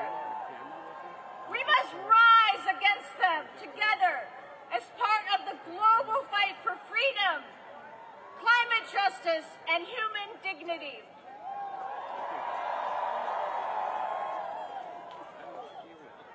Thank you, Sandra. Good afternoon, everyone. My name is Iman Abid, and I am the Director of Advocacy and Organizing with the U.S. Campaign for Palestinian Rights. I am also proud to be here as a Palestinian mother, a community organizer, and a sister in this collective struggle. Palestinians understand the fight for the right to exist, thrive, and live without fear. For decades, we have organized for racial, reproductive, and environmental justice. We have stood against police violence and corporate exploitation. And as Palestinians, we know something about resilience. Let us talk about climate justice. Palestine's environmental devastation through land theft, agricultural land destruction, and military occupation. It is all a direct result of Israeli colonial violence, and Palestinians are disproportionately impacted by the climate crisis. We cannot fight for climate justice without addressing the violence and occupation. The fight for justice also includes reproductive justice. For Palestinian families, this means the right to bring life into this world without fear of violence, displacement, or oppression. For Palestinian women, it means the right to choose, access necessary care, and live with dignity. 70% of the Palestinians that Israel has killed in the first year of this genocide were women and children. Our feminism must be anti-imperialist. Finally, we must recognize that today's conditions in Palestine are a direct result of long-standing fascist violence and apartheid. Israel bombing families, arresting children, and blockading Gaza is state-sanctioned terror. The world cannot remain silent. Permanent ceasefire now! Stop sending weapons to Israel now! Days ago, we learned that a temporary ceasefire deal has been reached after over 15 months of Israel bombarding Gaza and massacring tens of thousands of Palestinians. This is urgently needed relief, but it is only the beginning. We will not stop until the occupation ends, the blockades are lifted, and the violence ends. Join us! Join us to boycott, divest from, and sanction Israel until Palestine is free. We need all of you in this fight. Take a moment, please take out your phones. I want you to text the word block, B-L-O-C-K, to this number, 96904. 96904. Text the word block. That will take you to an action tool. Tell this government no more weapons to Israel. Bring that money home. Bring that money home for us, for our people, for our care. Together we can insist. Ceasefire today. Arms embargo tomorrow. Free Palestine forever. Free Palestine! Free Palestine! All right, give it up, everybody! All right, so we know that it's getting cold. We're getting cold, so we're going to do a chant. There's a chant you can practice, you can take home. We're going to bring the gang on. Come on. This is a chant that we love to do. It gives you lots of energy, and you'll get to use your voice and practice with us. So Carissa's going to lead us, and we are going to follow. So you listen to Carissa, and I'm going to be with you, and we're going to do it together. Y'all ready? All right, Carissa, let's go. All right, beloveds, it's a call and response. I believe.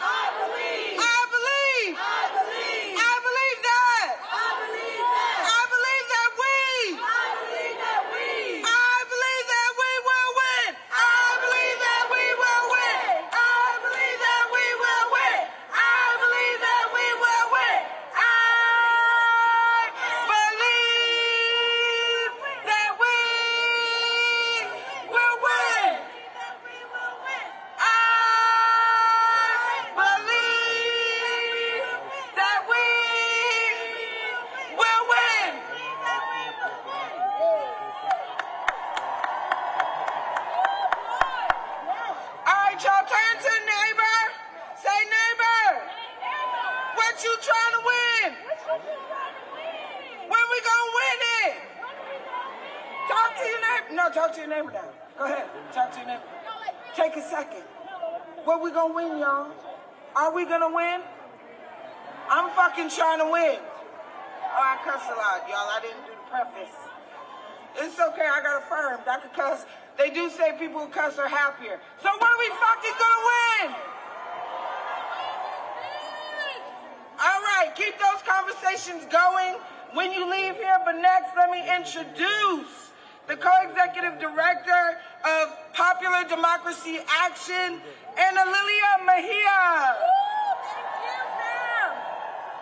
Y'all, I believe that we will win together.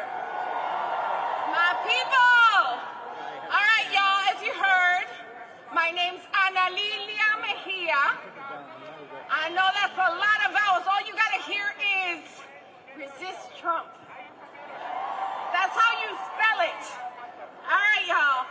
Now, Popular Democracy, which is an organization of 50 organizations across the country who are like, hell no, this is our government. This is our country. It is our responsibility. We defend the 14th Amendment, and we are here to stand up and fight back. Are you with me? I love it. Y'all, now I know, I'm pushing 50, so I feel it in my knees. I know that some of us, we're weary. We are so tired. We cannot believe that we have to do this shit again. Oops. I know that we are in disbelief and frankly in disappointment for the 90 million who stayed home, but it's all right because, y'all, that even though we find ourselves in this moment, we gotta know that freedom, that justice is not a final destination, y'all. This is a practice. Every day we need to make the decision, are we going to uphold a democracy and the kind of government that is for the people, or are we gonna sit it out? For me, I'm gonna stand up. How about you? Are you gonna stand up, fight back? You're gonna stand up, shout back? Are we gonna defend our nation? Yeah, I didn't want to curse that one. All right, y'all, exactly. Now, like y'all, I am clear that this administration has some dangerous goals. I am clear. I know they oppose the minimum wage. I know they clearly hate grandmas and babies because they're trying to dismantle the Department of Education, eliminate Medicaid, cut Social Security. The only way they can do it, y'all, is if we stay silent. No silence. No silence! No silence! So we are going to fight, whether it's fighting for affordable housing when they try to cut HUD, whether it's fighting for renter protections when they try to turn a blind eye, because y'all, we elected the slumlord in chief. Don't forget. All right, y'all? So we are going to make sure that every time for the next 2 years, here's the assignment. Are you with me? Lean in, lean in, lean in. All right, y'all.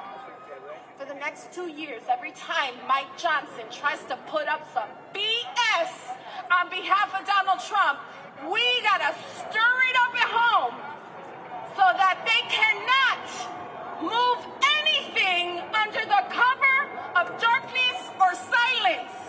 I know there are 92 weeks to midterm elections, y'all. They win by the skin of their teeth and by 90 million people staying home. So I am asking you to take the step. We keep telling you, text this, text that. All I know is that you need to go home and talk to your neighbors. You need to ignore the labels of left and right. I'm not from the left. I'm not from the right. I'm from the bottom. But we're coming for the top. So y'all, if you're with me, lift your voice, lift your power. While you're at it, text the word lift to 25463. They keep making me say that shit. But in the end, we will persevere. Organizers and organizing has dug this nation from the pit of despair, whether it was at the close of slavery, at the denial of justice during Jim Crow, and moment after moment when people like us reached for the words of freedom hardwired in our Constitution that were only limited for land-owning white men, every time we pull those words towards us, we win. So be with me. Let's pull freedom towards. Thank you.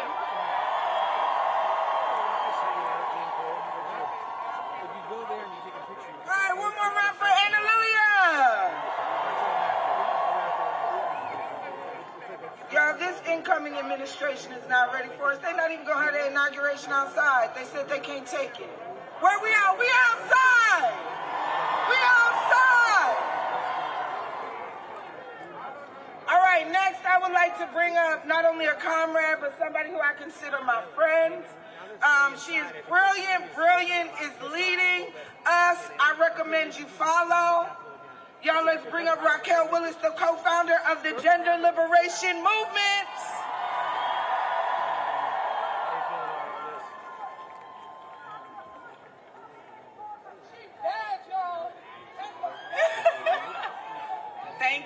Thank y'all so much. Hey y'all, it is a frigid day, but our collective power burns bright, don't it? So I'm Raquel Willis. I'm a co-founder of Gender Liberation Movement, and we are a collective that believes in bodily autonomy, self-determination, and the pursuit of fulfillment for all. And we know we can't get that without the collective. So it's midnight in America, y'all. Every boogeyman you can think of, from white supremacy to patriarchy to transphobia to ableism and capitalism, is coming together to try and make our lives smaller. But we are here united in radical defiance. And we will take up space. So no matter who sits in that Oval Office, which toxic tech bros try to silence us, I know I refuse to be pushed aside and silenced. And I stand in front of you as a proud Southern Black trans queer woman. Now, are y'all gonna take up space? Okay. So if you feel disempowered, if you feel angry and afraid, it's time to take up space. If you know that women and girls and dolls and femmes are the rulers of their own lives, take up space. If you know men and boys and masculine folk, especially my trans men and trans masculine folk, can be empathetic and understanding, take up space. If you know queer, trans, and non-binary folks are who the fuck we say we are, take up space. And if you know there is no America without Black power and resilience, take up space. If you believe that the fight for abortion is connected to the fight for gender-affirming care, take up space. And if you believe we need to protect all kids, especially queer, trans, and non-binary kids, take up space. So we gotta take up space for the students facing gun violence, for our Palestinian, Sudanese, Congolese, and Lebanese fam facing genocide. Make some more noise. Anytime we're talking about genocide, you better be taking up space. The creatives facing censorship, the workers demanding protections, the migrants seeking opportunity, the indigenous reclaiming sovereignty, the disabled and neurodivergent and neurospicy, honey, who deserve dignity, the incarcerated and detained who deserve freedom, and for our planet, ravaged by floods and fires, oh, we gotta take up space. So will you take up space? Say, yes again, will you take up space? And can you say, we will take up space? We will take up space. And we are going to refuse to bow to fascism and fear. Thank you.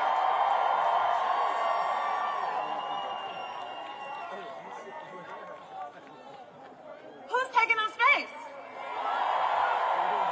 Who's taking up space? We are. That's right. Coming up next is the executive director of Sister Song. You are in for a treat with Miss Monica Simpson.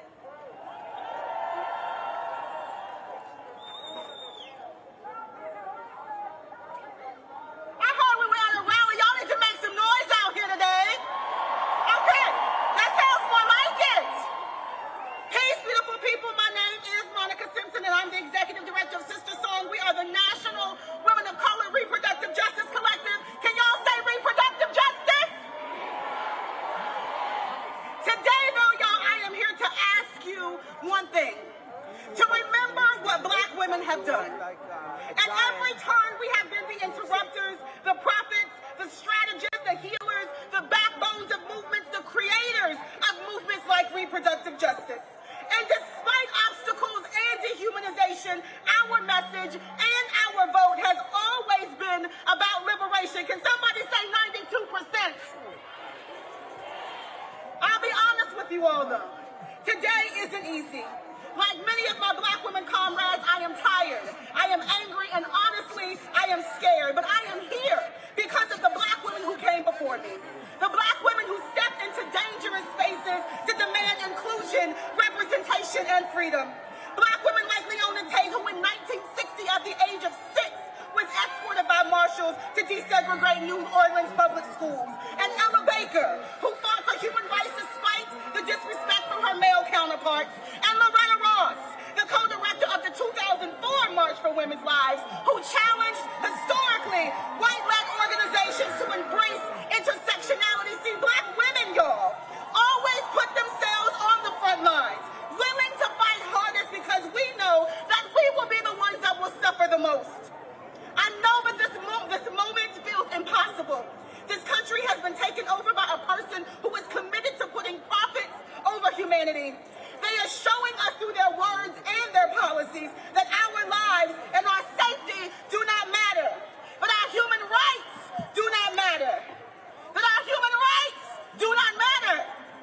But we must stop organizing from a defensive and reactionary posture that only feeds their white supremacist machine. See, every time we fight each other, we feed it. Every time we choose division over collective action, we feed it. Every time we don't trust Black women, we feed it. So how do you starve a white supremacist machine? By building collective power. By staying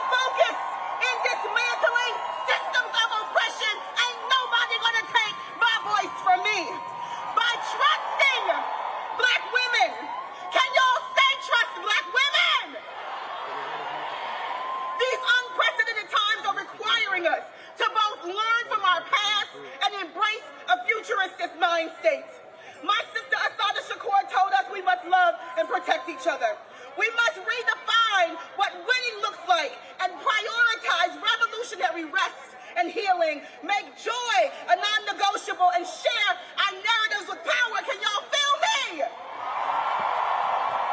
And this is the time to make our mark on the world. It is the time for you to find your movement home. The doors of the reproductive justice movement are open, y'all. So if you are down, text SISTER, SISTER, to 345-345 and join for free today. Because we got work to do to ensure that our decisions that we have to make about our bodies and our families and our futures are secure. Octavia Butler said, "There's no single answer that will solve all of our future problems. There's no magic bullet. Instead, there are thousands of answers at least. You can be one of them if you choose to be, and like her, I have been focused on seeing us in the future. And I believe it is there that we will win.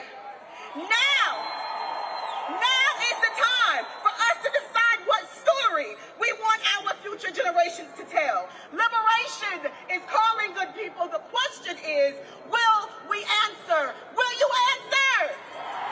Will you answer? Then let's get free, good people. Power to the people, everybody. Thank you so much.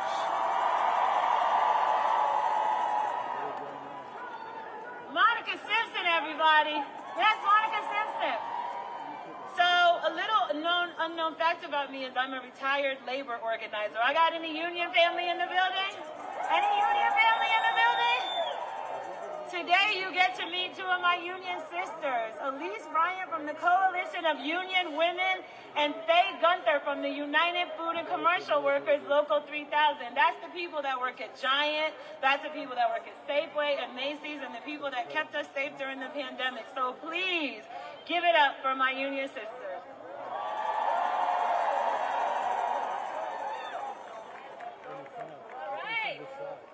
All right, when we fight, our feet are cold, but our hearts are warm.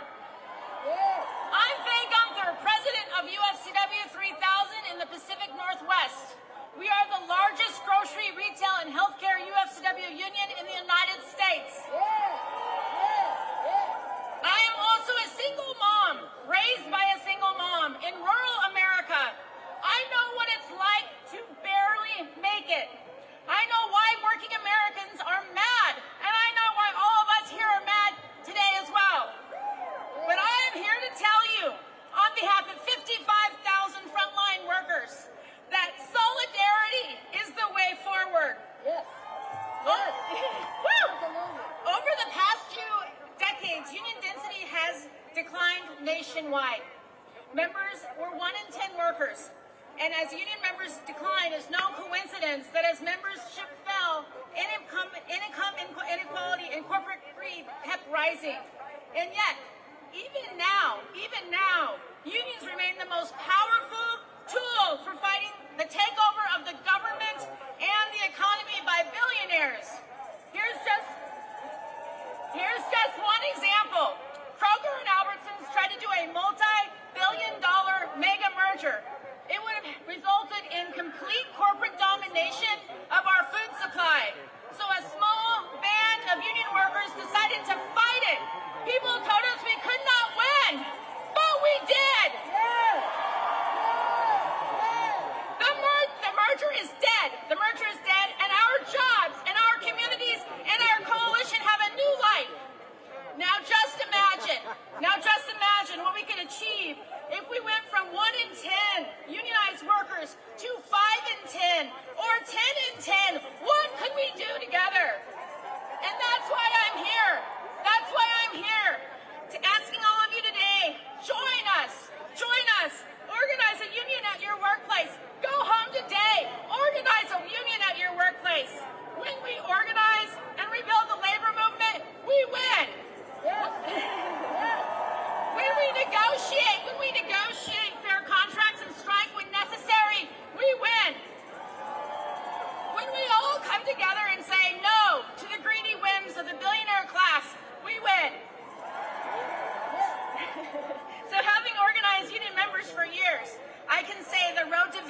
never smooth. It involves debating and disagreeing with ideas and then recommitting to unity afterwards. This is messy sometimes, but messy is okay. Because when we fight, we win. Woo. Thank you, Faye. Hi, family. How y'all doing? Oh, sisters, brothers, siblings, comrades, family. I have a question for you. Who's got the power? What kind of power? Who has the power? What kind of power? My name is Elise Bryant. I'm the president of the Coalition of Labor Union Women, and I bring you greetings on behalf of us. I joined this organization because unions are the backbone of democracy. You show me a country without democratically elected unions, and I will show you a narcissistic, ego-tripping, orange-faced maniac. Oh, the billionaires think that money rules, but without our brain and muscle, not a single wheel would turn. Today we come together, black, white, brown, immigrant, native-born, LGBTQIA, and everything in between. Diversity doesn't divide us. Diversity is what makes us strong. It's what makes America, America. I give honor to our indigenous ancestors. The ones on this land the DMV is on, the stolen, unceded land of our ancestors. And I also stand on the shoulders of my ancestors who stepped off the slave ships, kissed the ground, and willed me to be here. Yeah. Siblings, will you stand with me? Because united we stand, divided we... Okay. They divide us by our color, by our tongue, divide us men and women, they divide us old and young, but they'll tremble at our voices when they hear these verses sung, that the union makes us strong. Join the chorus, here we go. Solidarity forever, solidarity forever, solidarity forever, for the union makes us strong.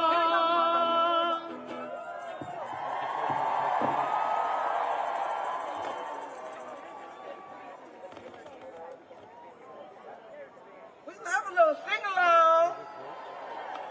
Shout out to the people who are making sure we keep our, who are working for a 4-day week, okay? We need to give them some love. Y'all, is that next? Our 4-day work week? Y'all got it on deck? All right, next up, we'd love to introduce Tania Rogers, the DC housing organizer at One DC Homes for All, an organizer for keeping DC families together.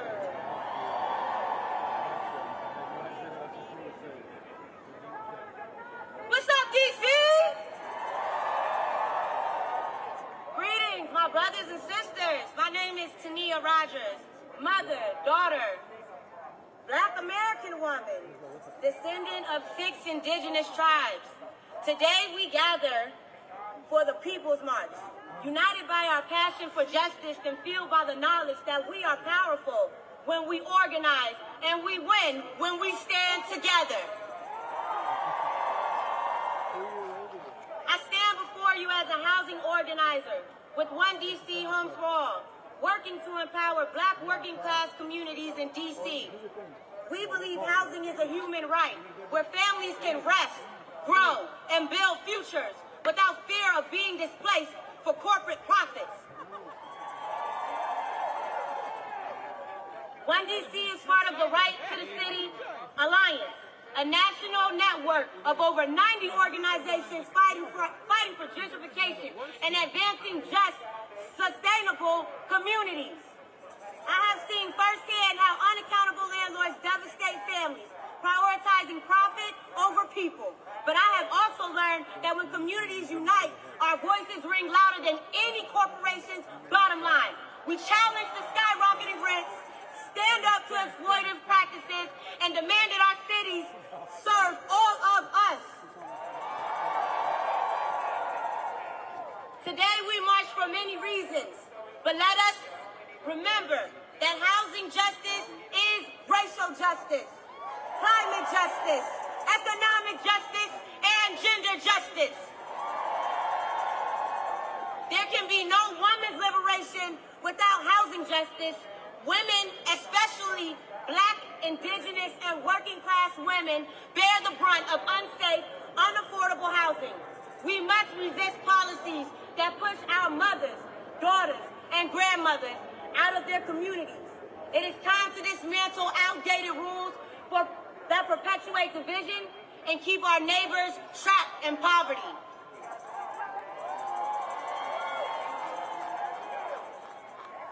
Our rights and our power grow when we share responsibility and leadership, when we support tenant units, engage in coalition building, and advocate for transparent processes.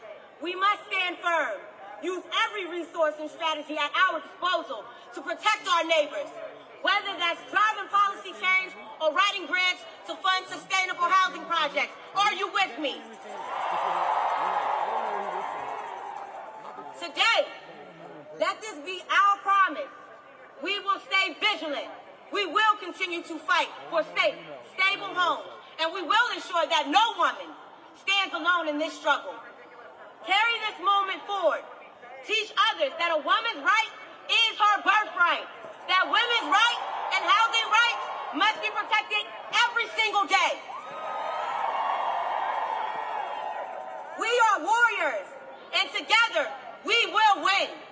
Thank you for marching, for organizing, and for believing in a future where every community thrives, unbroken and unstoppable. What do you say, DC? Thank you.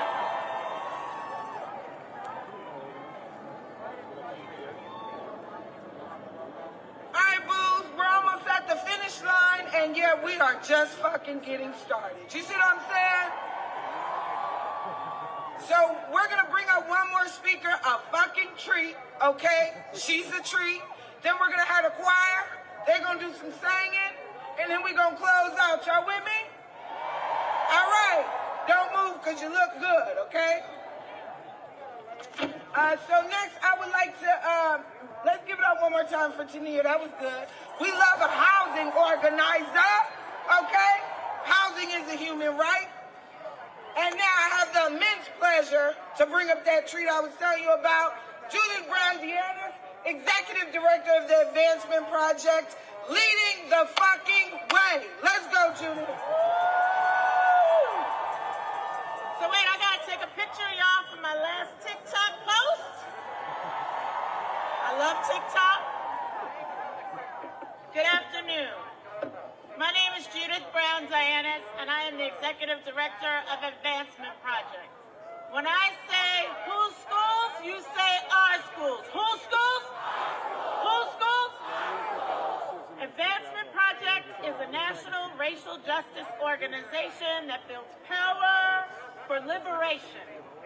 Our movement lawyers, we have sued the vote suppressors, we've removed cops from schools, and protected protesters. We have never been scared of a good, hard fight, and we are certainly not starting today. Public education is one of the last public goods in our country.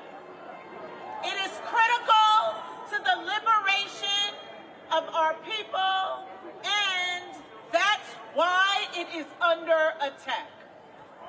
In place of freedom, the Trump administration wants control. They want to use our tax dollars for vouchers to line the pockets of billionaires.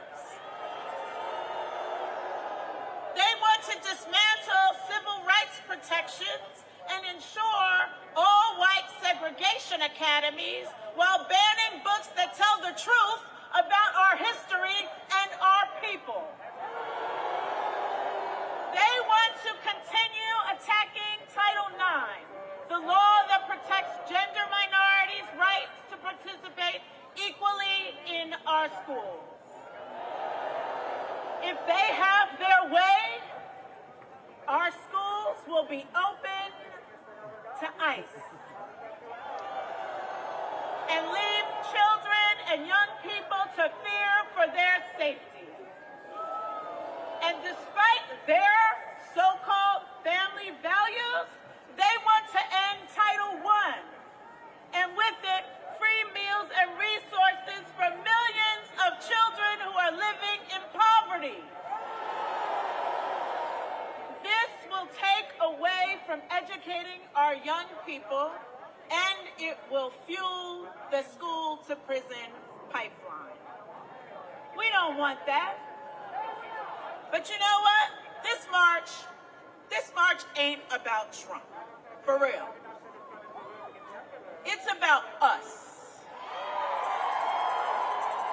Today, the magic of our organizing gives me hope. I know our people and our strength. And I know why we do this work. Because we know another world is possible. When my ancestors dreamt of freedom, they knew another world was possible. When Black and Latino parents fought against school segregation, they knew another world was possible. When SNCC members risked their lives registering Black voters in the South, they knew another world was possible. When prisoners, incarcerated people shut down Attica prison, demanding their humanity be recognized, they knew another world was possible. When millions of you took to the streets to protest the murders of George Floyd, Breonna Taylor, and many others, it was because we knew another world is possible. We must fight back with the convictions of what is possible. We must fight for the schools we deserve and settle for nothing less. A new world may feel light years away in this moment, but do not despair. We know what is possible, and that is always worth fighting for. Whose schools? Our schools. Whose schools? Our schools. Thank you.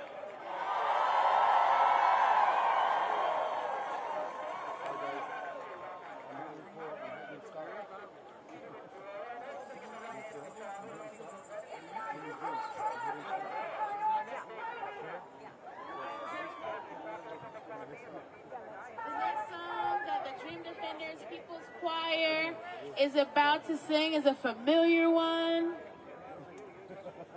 This song is called We Rise by singer-songwriter Baya LaVie. Shout out if you know her. You heard the song before. Born out the inspiration, seeing the protest between the DAPL pipeline and standing in indigenous solidarity.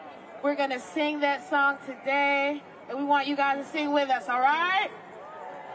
Woo!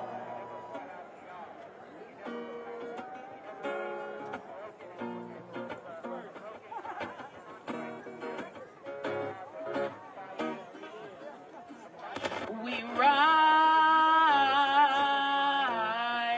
humbly hearted, rise, won't be divided, rise, the Spirit to guide us, rise, we rise,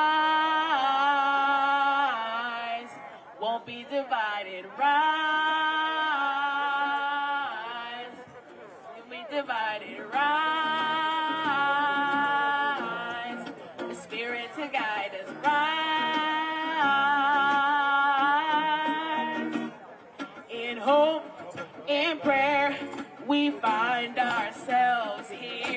hope, in prayer. We're right here in hope, in prayer. We find ourselves here in hope, in prayer. We're right here. We rise, humbly hearted rise.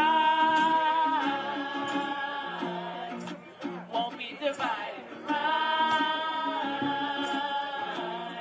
the Spirit to guide us. Rise, in hope, in prayer. Hope, in prayer. We find in hope. We're right here. In hope, we find in hope. We're right here. We rise, humbly hearted. We rise, Spirit to guide us. Rise, won't be divided. We rise, in hope, in prayer. We find in hope and prayer. We're right here. In hope and prayer. We find hope and prayer. We're right here. We rise, humbly hearted. Rise, won't be divided. Spirit to guide us. We rise,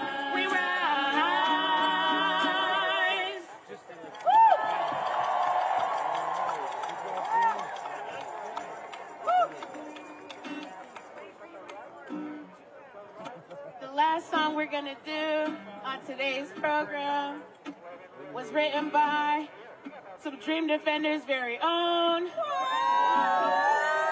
Malu Brooks, as well as myself. It is called Chicago Ice. It is a ballad to Black Panthers Party chair member Fred Hampton, inspired by his power chant. So we expect you all to show us the power that you're bringing to the table, okay? So I'm gonna let you guys hear me singing first. And when you see the rest of the choir put their fists in the air, I need to see your fists in the air too, okay? I need a show of solidarity of your power, okay?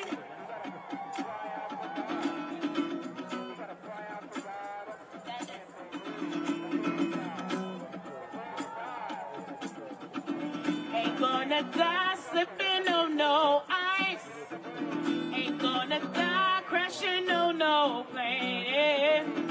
Cause we living for the people. We love them bad like purple rain. We living high off the people. Ain't gonna let nothing bring us down. You say power to the people. Power to the people now. Just like that again. Power to the people. Power to the people now. Ain't gonna die slipping on no ice. Ain't gonna die crashing on no plane. Cause we living for the people. Love them bad like purple rain. We living high on the people. Ain't gonna let nothing bring us down. Sing power, power to the people. Let me see it. Power to the people now. Sing power. Power to the people. Power to the people now. Power, power, power to the people. Power to the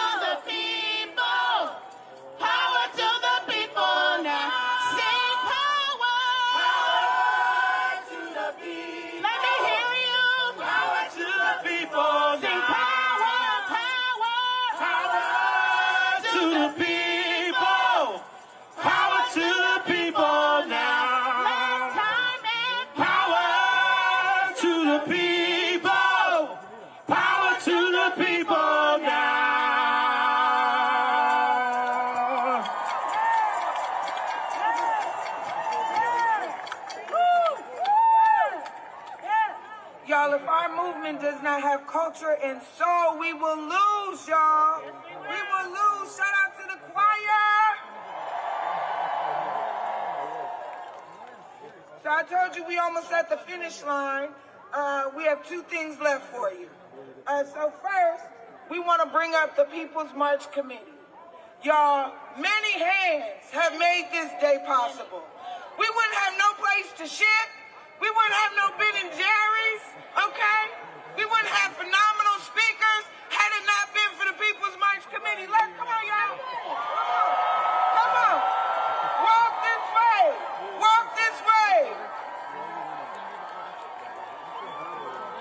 From every movement, across our movements, these people have been up for days, dreaming and scheming with us. Y'all give it up for the committee.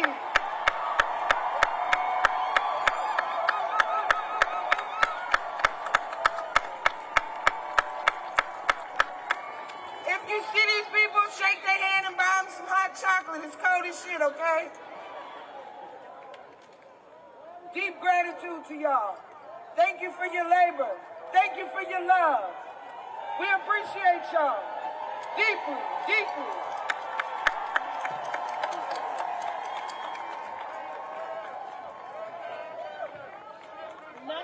Nothing at all that we experienced today, all jokes aside, would be possible without every single person that you see on the stage today, and dozens, if not 20s of hundreds of more. Truly, each one of you, but each one of these people.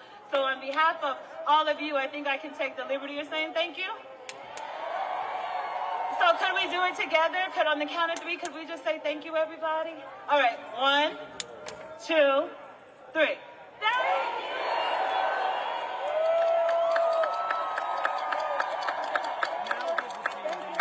Thank you. And with that, friends, Carissa and I are about to bid you adieu. Oh, come on, no. No, but it's truly been our pleasure on behalf of the front line and the Women's March and the Rising Majority and every organization here today who put so much skin in the game and put so much love and effort. Again, we can't say thank you enough. Our final speaker is someone that a lot of you probably know. You may know her from the Highlander Center. You may know her from the Working Families Party mass calls. And you may know her from her afro and her being a leader in our movement for many, many years in the past and prayerfully many, many years to come. Today, Ashley Woodard Henderson is going to bring us remarks from the one and only Angela Davis, who could not, unfortunately, be with us today, but just this morning wrote out a note for the Women's March and asked that Ashley specifically read it. So Ashley is going to bring you our remarks from our Queen Angela, and then everyone, please make it home safely, enjoy your day, stay on your on-ramp to movement, and keep activated. Thank you so much for being with us today.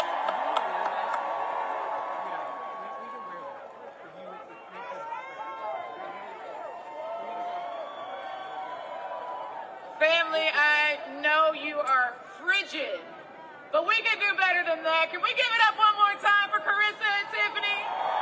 They loved us so well today. We love you. I know y'all didn't come to hear me talk. You want to hear me say what Dr. Davis has to say to you, and I promise I'm going to do it.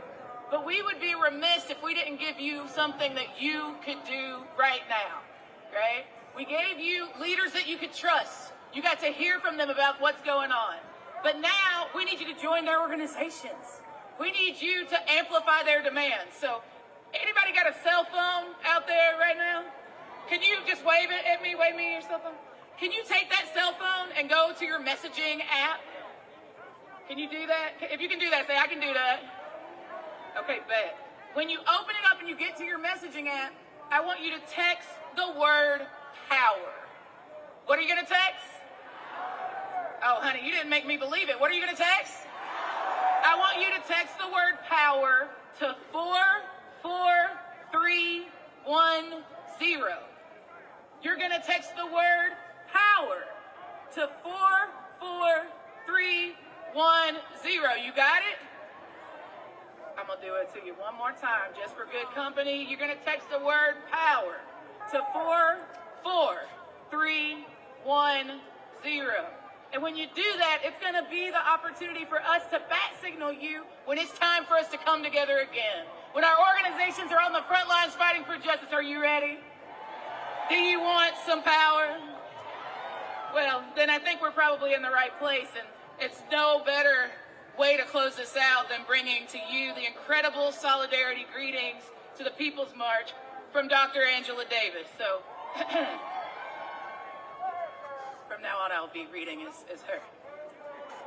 Friends, comrades, sisters, brothers, and siblings, I am sorry I cannot be there with you today on this historic day of resistance, but I wanted to offer some words of encouragement, of gratitude, and of solidarity. It's so important that so many people are gathering in Washington, D.C. and around the country today to say no, exclusively no, to the reactionary agenda of this new regime. Trump may have won the November election, but we're here to say that we will never, ever be complicit in the kind of fascist programming that he is threatening to put in place. Is that right? We will not be complicit in the rounding up and mass deportations of our friends, of our neighbors, of students, of co-workers. Is that right? We refuse to accept the lie that prisons and police, the violent and vengeful institutions, can ever keep us safe. We can do better. We will not be silent while Donald Trump carries out vindictive crusades against his critics, punishes dissent, and intimidates the press. Are you with me? We will not be silent as the rich get richer from deregulation, trade deals, tax breaks, taking resources for schools, housing, and health care. They're cutting it all. We're not going to sit silently while they do that, are we?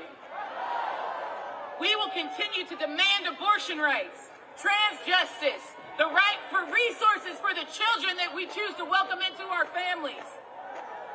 We will continue to speak and act in solidarity with the people of Palestine until there is real peace in that region, until Gaza is rebuilt, until Palestine is free.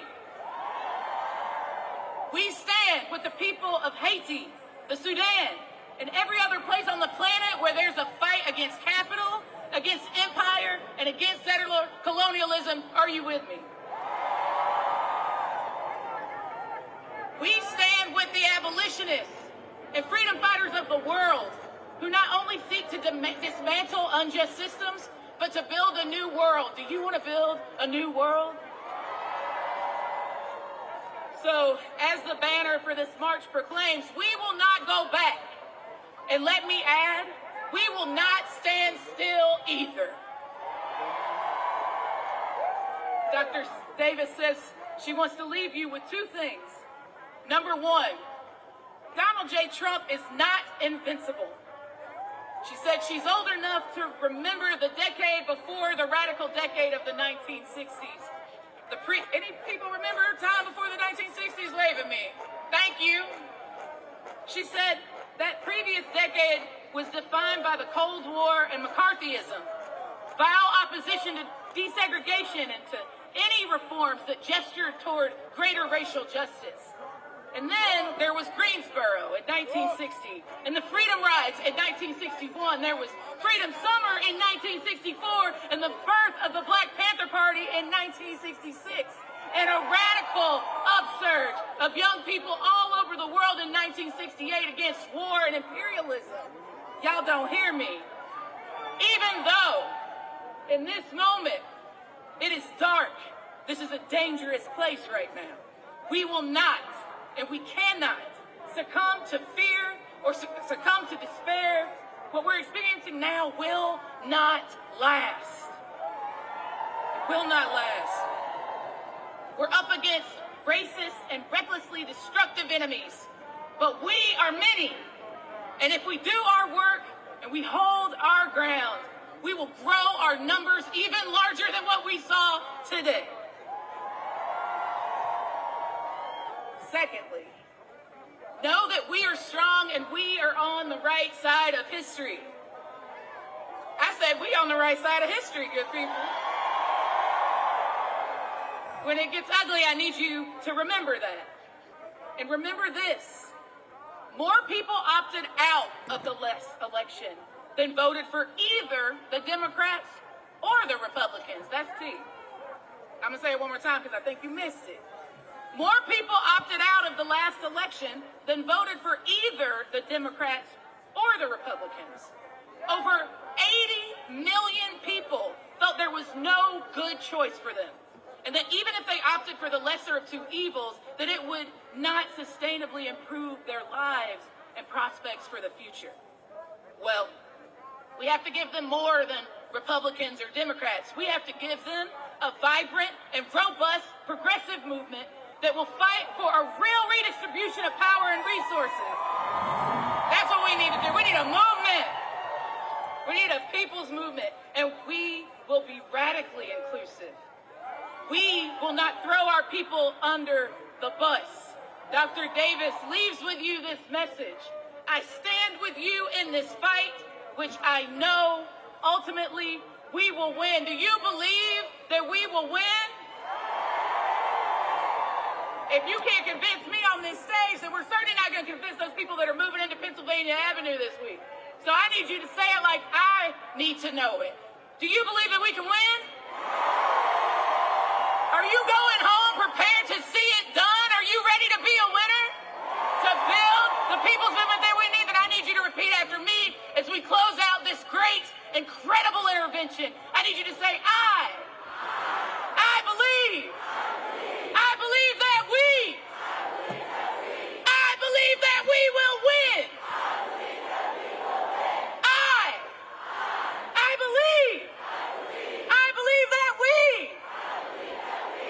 believe that we will win.